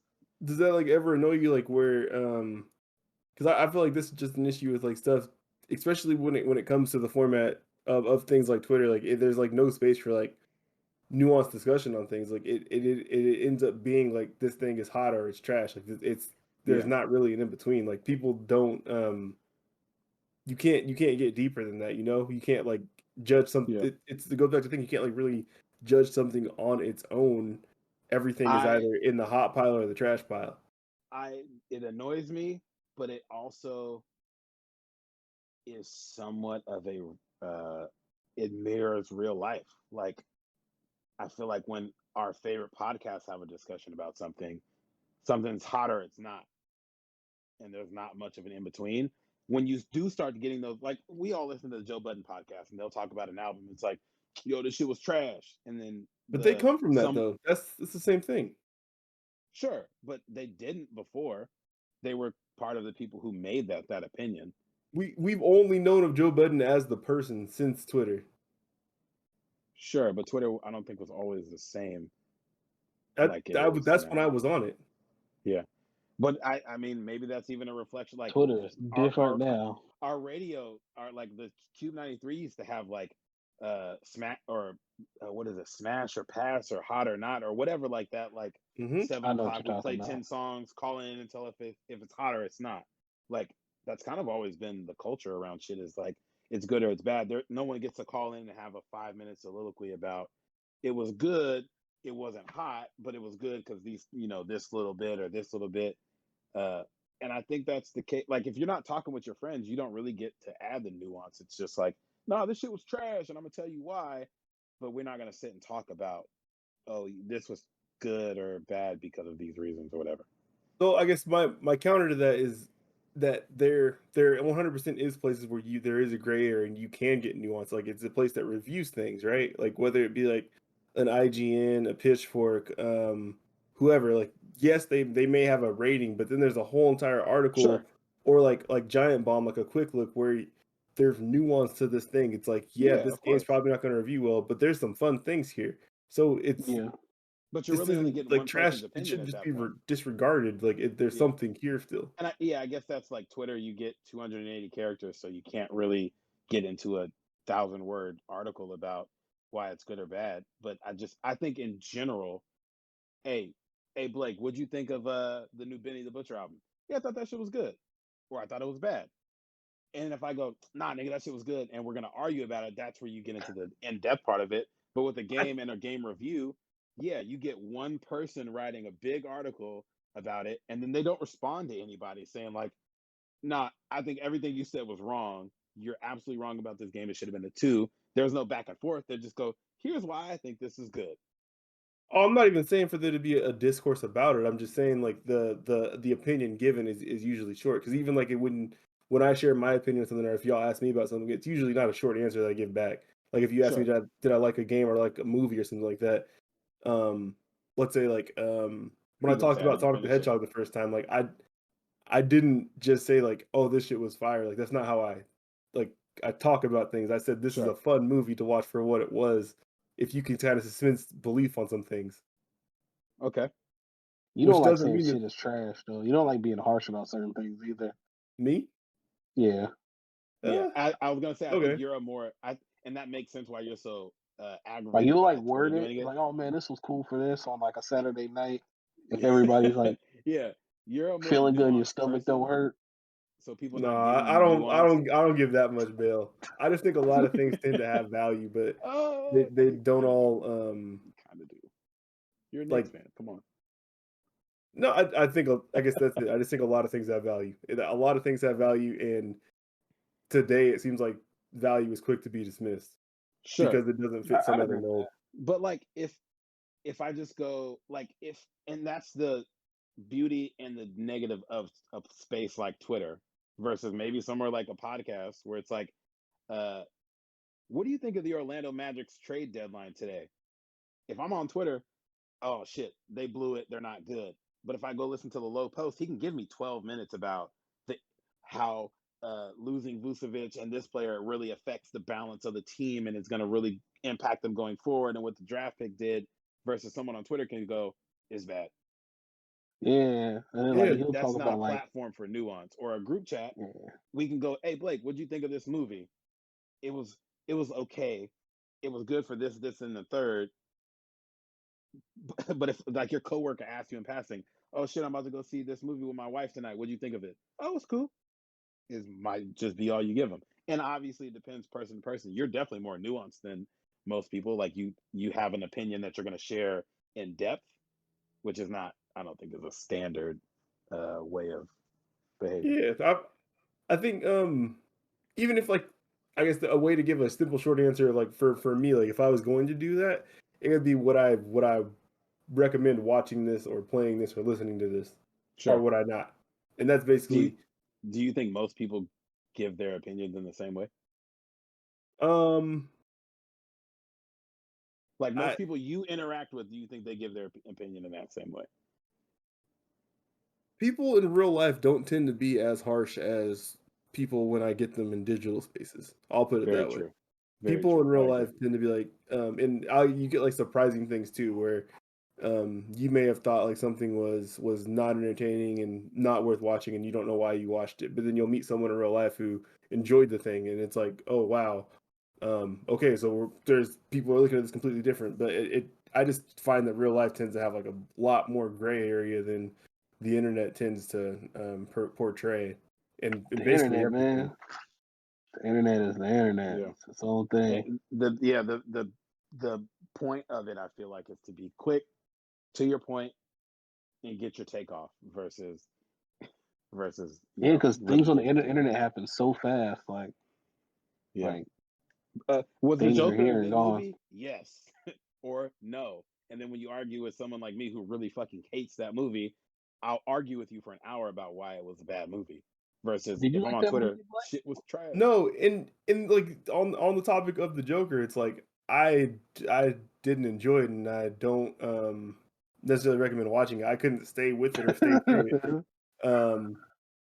But at the same time, it's like, I don't know, like for someone to tell me that it was hot or it was trash, like I would need to hear more than that in order for me to go anywhere with it. And I guess that's where it goes from like, if someone goes, hey, Tyrell, did you think this movie was good? Nah, not really. And I leave it at that. You're probably going to be like, oh, I'm probably still going to check it out.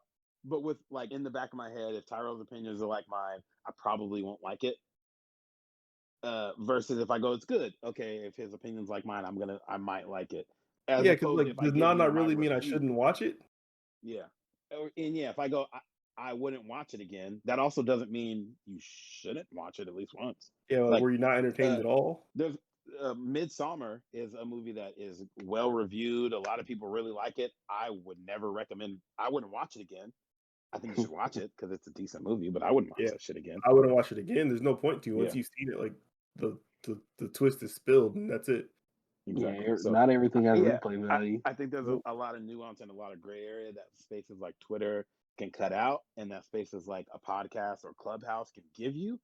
And I think a lot of people, especially in our age range, are Twitterized and will give you their like quick take, which is how people can at a Drake album can come out at 9 p.m. Pacific Standard Time. By 10:05, I have my review.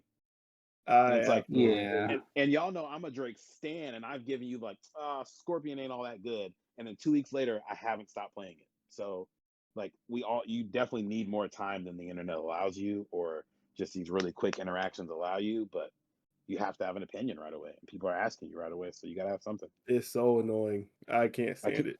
I can't album will be out for an hour. People will be like, "It's a classic." Just all of it, dude. Just like how everything just moves. Like with even like back to sports, like players or teams or anything will be judged because they didn't win a championship, and that now that what they did was bad or was the wrong move. Ring culture, man. I hate that shit. That's been killing me this year with the MVP race. And me and you have been arguing about the MVP race, but like, it's like this week LeBron has no chance. Last week he was the front runner. The week before that he was in 4th place. The week before that he was in 3rd place. The week before that he had no chance. So it's like, or Jokic, he can't win it because even though his season is literally historic, someone on a 5 seed has never won it. But the week before that he was the front runner, and the week before that, like, we have everything is week to week or so quick that you need everything right then. This has to be the ultimate answer in this moment right now.